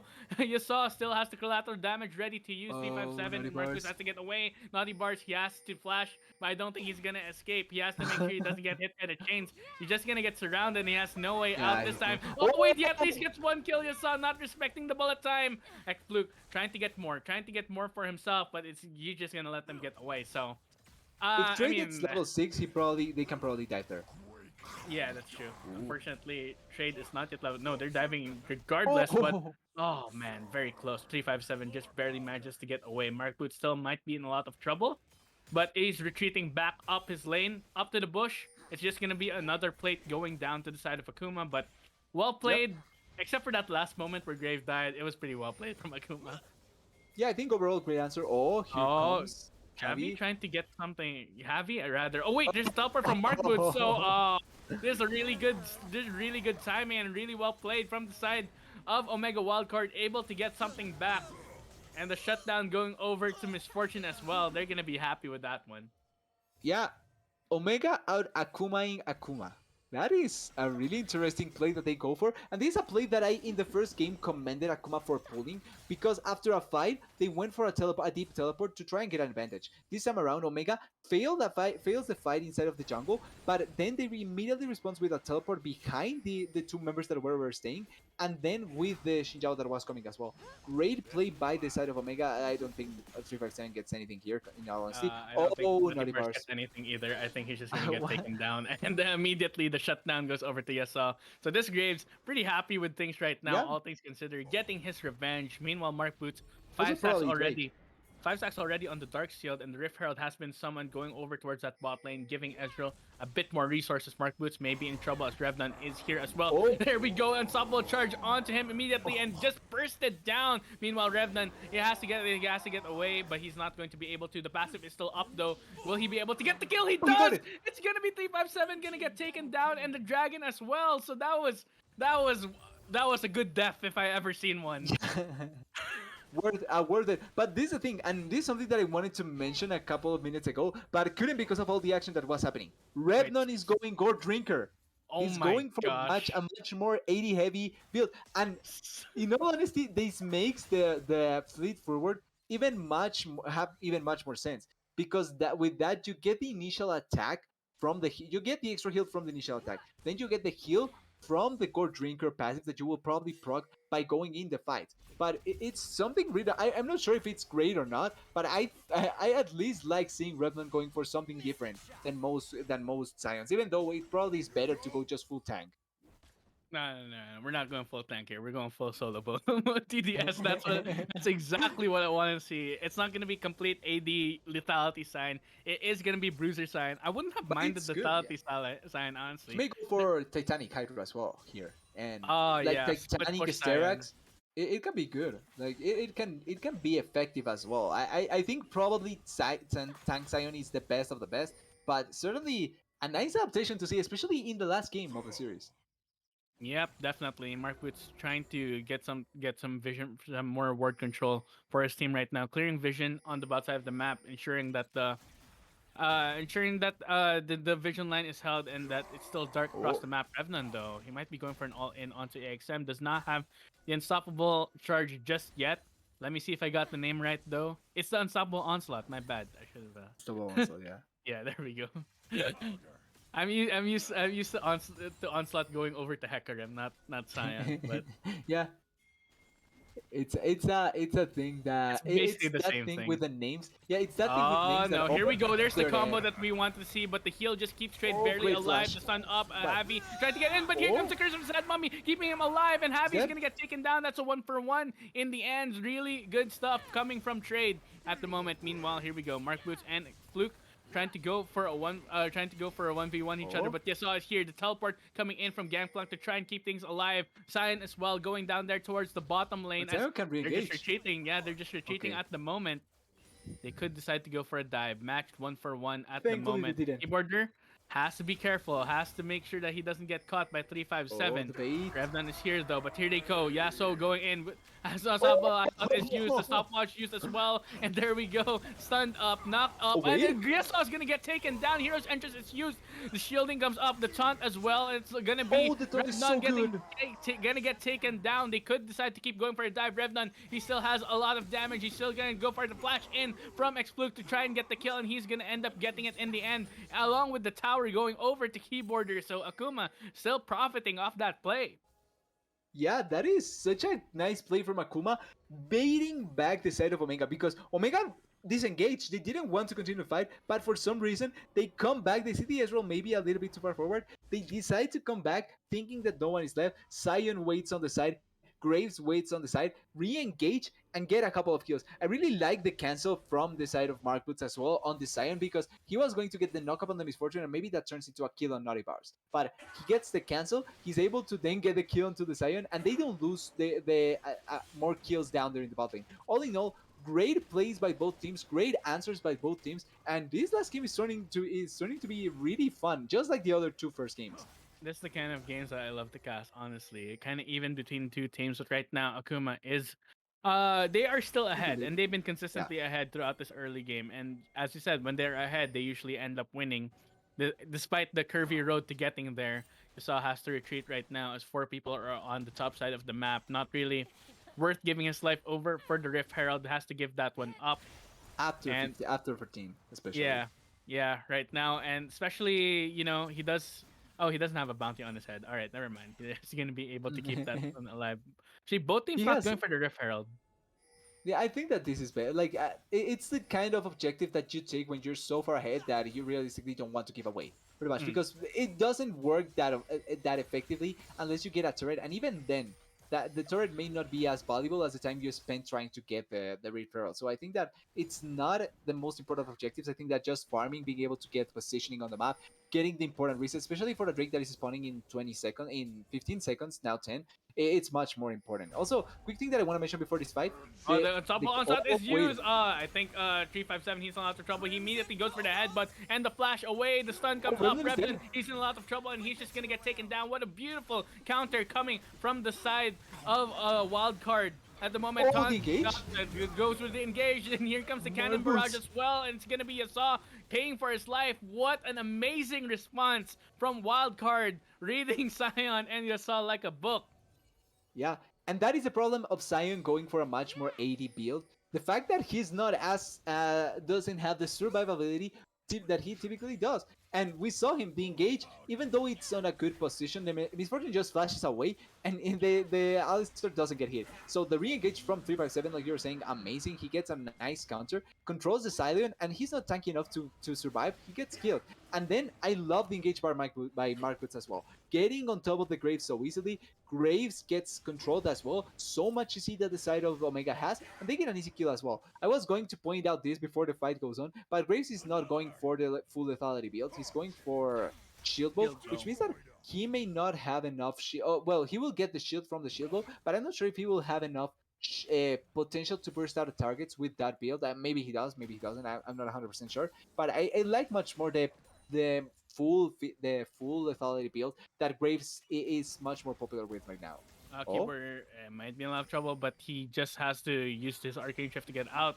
Good attempt by 357, and I gotta say too, TDS to add onto that, 357's been playing well throughout the yeah, entire series. If Wildcard wins, you might end up just being my MVP, he's my honestly. MVP. No, for me, it's not he is my MVP if they win. He has been playing so well. Like his Alistar on game one was so good, but to me, Wildcard won the second game because of karma. So Yeah, to me, if they win it, he's the MVP 100%. yeah, and if I have to talk about the states again, ladies and gentlemen, if Wildcard win, that's gonna be the first series loss that Akuma's had, and it's Yeah, looking definitely possible coming from them, especially with the composition that they have. They're not really worried about mid game. They're not really worried about late game. They have all the tools that they need to succeed. But Akuma, it's still not over for them just yet. They also still have the they gold still lead, have a lead. unless of course X Fluke dies Ouch. to Mark Boots right here, but he doesn't. So all good, all good. No need to worry. Yeah, now not nobody dies. It's putting themselves in a bad spot. That's great. Progress. Yeah, pretty much. And I just realized they have all the slows right here. Honestly, from his fortune and the cannon barrage as well, and that's a lot of damage onto keyboarder. I think he'll And the need that ultimate. frozen heart sooner rather than later. Yeah, I think that it probably will be really effective if they get it. So hopefully it's something that they look into. But right now we're kind of in a lull. Not Yeah. not much happening. It's strange to see it in a game from Akuma and right now Omega as well, where they have been forcing so much fights, but kind of waiting a little bit on the time, not trying to force things. And I think that We're that still at the it's kill per good. minute. Don't worry. Yeah, that is true. Like it's still because of how much time they fight, then it's still a kilometer. But I like that they are at least trying to wait in their options because there's a lot of possibilities for both of these teams. So they need to be much more careful about what they go for. Yeah, it looks like they are gonna get third down there in the bot lane though. You saw barely getting away from that headbutt pulverized combo to get away from the gank down there. So meanwhile, in the top lane as well, Gangplank is able to get the turret. So basically, wild card, really catching back up here when it comes to the gold. It's been pretty He's much hiding even, gold and though. right now it's 300 gold difference, CDS. Yeah. Not much of a difference, but maybe this turret in the mid lane will be the difference maker. And 357, Maybe they're gonna this go try death. to go for keyboarder. They're going for the flank right now. Keyboarder, Oh. where will he go? But here Oh comes Trade no, onto the and what 357. he just knocked Trade into the middle of his team, and he goes for the big curse of Sad Mom. He still gets the kill onto most of them. Here comes Fluke from the side as well, and Nutty Bars, will he survive? Is the big question. Has to flash away. Is Fluke, and there's a collateral damage, but not gonna be enough.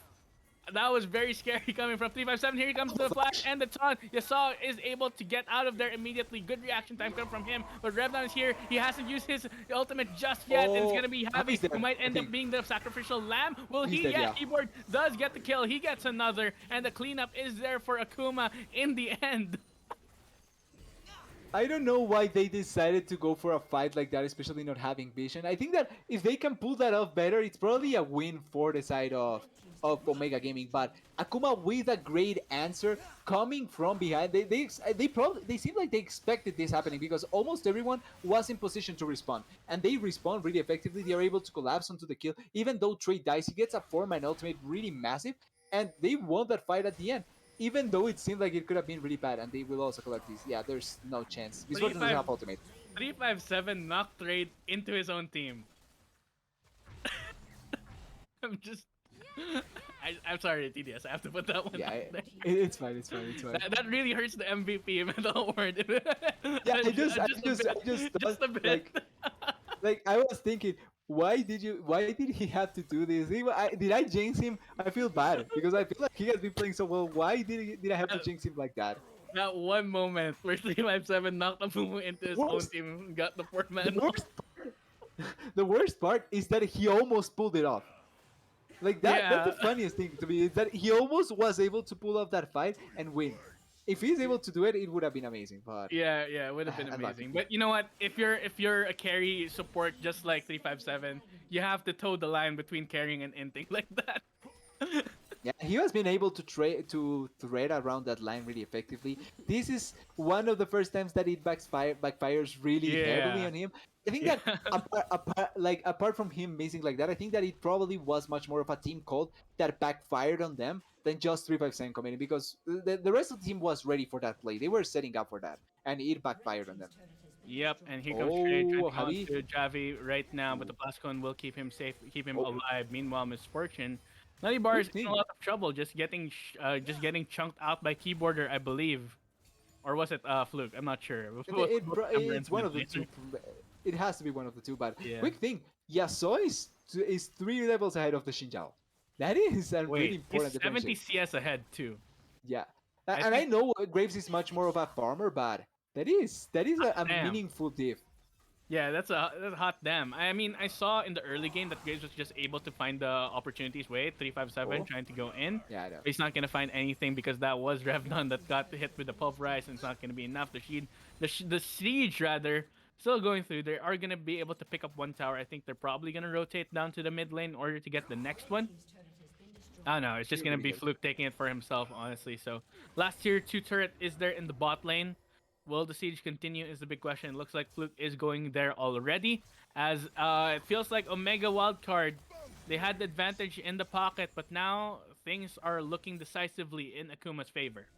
Yeah, before the Baron fight, it was a 300 gold lead. Now it's a 5,000 gold lead in favor of Akuma, which makes sense with how much things they have gotten. I think that still Omega still has an avenue. The problem is that that fight came just as the Baron spawned. I think it was around 21, 22 minutes. So right now, it's really hard to cleave Baron empowered waves because there's no one that can actually do a lot of damage. Like, Gangplank can do it in the future, but he right now just have 2 items. When he gets 3 items, I think that he's going to be much more able to do it. But right now, it's much harder to protect the turrets from the siege unless you're protecting the base. Which, if you see Akuma decides to back off, one part is because the Baron buff is down, but also because it's hard to open up the base, especially against so many teamfight ultimates. Yep, definitely. I mean, it will get harder and harder, but they definitely still have the tools, to be able to Yeah. win out on the team fight. So not gonna completely write them off just yet. It is looking grim, however. We're not gonna mincemeat on that one. It is looking It's hard. very hard, especially since Nutty Bar is not as strong as he probably could be on this pick right now. And Ezreal already completed his Frozen Heart, so even in a 1v1 situation, feels like Ezreal will come out ahead there. He is a level up, and as you said, Yasuo, I think he's a bit out of control at the moment. Three levels Yeah. above the enemy jungler. He is. It's just been. We haven't been mentioning it too much. The jungle pathing, because I think both of us aren't junglers, so we weren't really paying attention to what Yasuo was doing. But he was just running circles around Xin Shao. It felt like. Yeah, he was. I think that, like you're saying, I'm no jungler, but I think that his pathing was really effective, going for as much as he could. And I think that we saw that in the early game. The Shinjao got the Scarlet Crop on the top lane, but when Graves realized that, he quickly moved down bot, cleared it as fast as possible, and I think as well checked to see if there was any open camps. Try and collect them. I think that Yasuo did a really nice job realizing the moments where Shinjao was not was out of position or was not in place, and capitalize on it. And I think that we saw that as much as we did, because the Shinjao tried to gank a Mhm. couple of times more than the Grace, as well as dying a couple of times more, which meant that he was able to utilize those moments to farm effectively and be as far ahead as he is. I think that Yasuo did a really nice job. And obviously Graves is a farmer, it's a much more of a farmer than Shin, Wait, but we he just did go a for really it. nice job. Mark Boots Oh, may be in a lot of trouble here. The rest of the everyone is team coming is coming. here. Yeah, he's gets stunned up. Oh Mark my Boots, I god. think he's probably gonna end up getting dying here. Javi is trying to do what he can to get back. Trade Oh, in a lot of trouble, Misfortune! just getting taken down. Misfortune getting the bullet time off. So much damage We're just onto super him right now. But meanwhile, Keyboarder is not part of this fight yet. He's still alive. But Yasuo, he's caught on Oh, the wrong side of the map at the moment. is Trample used along with he? the ultimate, but yeah, His who's life on the wrong stealing. side right now? It's gonna. It looks like 357 is in a lot of trouble, but Flash in immediately by Nutty Bars, Nutty Bars to try and get the kill, but it's not gonna be enough. That was a really great play coming from the side of Akuma, Nutty Bars, and Avi in a lot of trouble. Super low and when it comes to the health bar, and Nutty Bars, Nutty I Bars think he's dead, just yeah. gonna get taken down by the Q of the LeBlanc, and base already gonna be broken by Akuma. The inhibitor probably gonna go down as well. That was a fight that ended up going really well in their favor. Yeah. Yeah, so surviving by the skin of his teeth. I'm not sure if it was the shield bow diff or something else, but surviving so luckily, but he's able to survive. And if he dies in that fight, it probably turns into a much better fight for the side of Omega, especially because Naughty Burst doesn't have to flash and heal over the wall for no reason. I think that that is the main difference that I think made that fight much worse.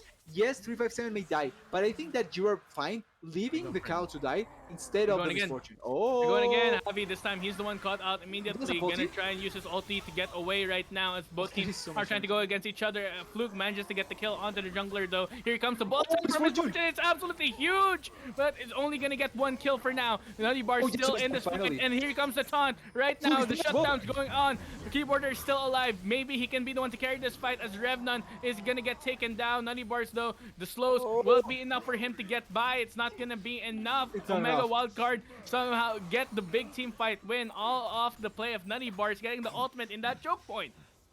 That was so close to being complete disaster for Omega. The engage from Revnon, the fact that he almost gets so much value of that. But I think 357 played that really well as Javi. I think that Javi and 357 played that so well, especially Javi, because he took so much attention for both the LeBlanc and I think the Sion as well, or Yasuo maybe, one of the two. They took so much attention from them, and they were able to dissuade the Blanc from going on top of the important members. He also was almost able to solo kill the Blanc, which made that when the misfortune appears, she was able to just solo kill the Blanc so easily. And now double teleport. The Blanc doesn't have teleport. Graves doesn't have teleport. If they are able to get this, it's such a huge string for Omega. Trade is Oh, trying to get trade. in, but misses the commander's toss. 357 trying to zone Oh, everyone oh, out. Curse an of the ulti. Sad Mummy, use AXM. He's in a lot of trouble, might get taken down, Reverse. has to use his Zonias to get out. It's going to be the side of Wildcard that manages to get the Baron, but here we go. How will they get Oh. away is the big question. No flashes on Trade. either side right now. Trade gets taken down, but it's going to be a trade in the end. Yasuo gets the burst down here. think And, Misfortune is dead. and another one. Will this end up being the quadra triple kill already? It's going to be the quadra kill It's for game. Yasuo in the end, and that should be the game over. It's the ace and the win for Akuma in this series. It was Wildcard trying to go for the objective while the enemy was down, but Akuma was able to get there just in time for the victory. And you saw with the amount of items he had, he's so far ahead. He's just doing so much damage. They were not able to kill him. They were not able to burst him down. And in the end, it's gonna be Akuma coming away with a well-fought victory in this series. this is the kind of games I'm expecting from two of the top three teams, if I'm not wrong. So these were Yeah. so much. These were really chaotic, but you can see intent behind some of the planes that were going, and I really like what we saw overall. Like, yeah, it was really out of nowhere. It was really chaotic, but it was really fun, and I think that there was really nice choices in the games between the fights and things like that. I'm stuttering so much, but I'm just trying to think about what is going to do because it It's was, it's been yeah, this to me a is such a chaotic game, it's such a been a chaotic day. series. It's Yeah, been a day. I, Let's I, just I put do it want to that way. comment. I do want to comment on the last play though, because after the teamfight win, Wildcard Omega Gaming Wildcard decided to go for the teleport play onto the Baron, and I think that the play is good if it has much more commitment earlier on, because it took so much time, and I think that that was one of the bad things about the way that the fight went. It took way too long to get some of the kills, and the fact that they took way too long to be able to then rotate into the Baron buff allowed for the side of Akuma to be able to respond. But the thing is, with the state of the base at that point, I think if I'm not wrong, there was already an open inhibitor, Mhm. and if they do not go for that, it may just bring opportunity for Akuma to go for the Baron. And with a Yasuo that is so far ahead, with Revnon that can deal so much damage, and Keyboarder as well playing on the Ezreal, they could have taken that Baron really quickly, and there would have been a really hard. It would have been really hard for the side of Omega to respond to that. So I think that even though it looked kind of faint at the end, I think that I understand why they needed to go for that play. And if they end up getting that Baron buff with just three members being able to run away and survive with the Baron, they may have been able to protect the base and then try to go for something else. But overall, really chaotic series, really great series, and I hope to see more of these teams in playoffs. Oh yeah, definitely. If we're gonna get 5 games of that, sign me up. Yeah, It'll be super it exciting was to watch, honestly. way too So fun. yeah, that was a fun series to cast, I have to say. Even though my throat kind of suffered at the first part, now that we're warmed up and ready to go, Yeah, yeah, I have to be thankful to both teams for putting on quite a show, and to everyone in Runeterra Academy in the chat for watching. We really appreciate it. We did hit 50 viewers in the stream just for a regular game, just for a regular season series. So yep. I'm very happy. I'm very happy with that. And well, that's gonna be it from us today. But before we go, TDS, who would you give the MVP to? Like I was saying, I think 357 would have got it if they win, but I think Yasuo overall is my MVP. I think that his impact on the three games was really important. Even though the second one Yeah. they lost, he was one of the most valuable carries for the side of of Akuma playing Lee Sin. So I think that overall he certainly delivered in how he needed to play. And on the last game, not only Flame Horizon Habi, but also got so much value out of his Graves play. So overall, great by him, and I think he's the MVP overall. Okay, so keep it up, Yaso. You got a plus. You got a thumbs up from me and TDS, whatever that's worth here in Runeterra Academy. But yeah, going to playoffs, it looks like Akuma will still remain undefeated, which is, Yep. it's great for them. There have been many close calls, have to say, but they're always able to clutch it out. So Yeah. yeah, it's just something about Akuma and the water they drink. Apparently, they drank something today that made them super clutch players. But anyway, that's gonna be it for from us from now. For now, here at the broadcasting crew, my name is Mouse David. That's caster TDS, producer Wookie Monster. Of course, without him, the show wouldn't be possible. And of course, thanks to our headmaster Red for making this league possible. And we got guys, we're gonna see you next week on Friday for freshmen. You won't want to miss it. There's gonna be some exciting games there too. So we'll see you very soon. Have a very good night.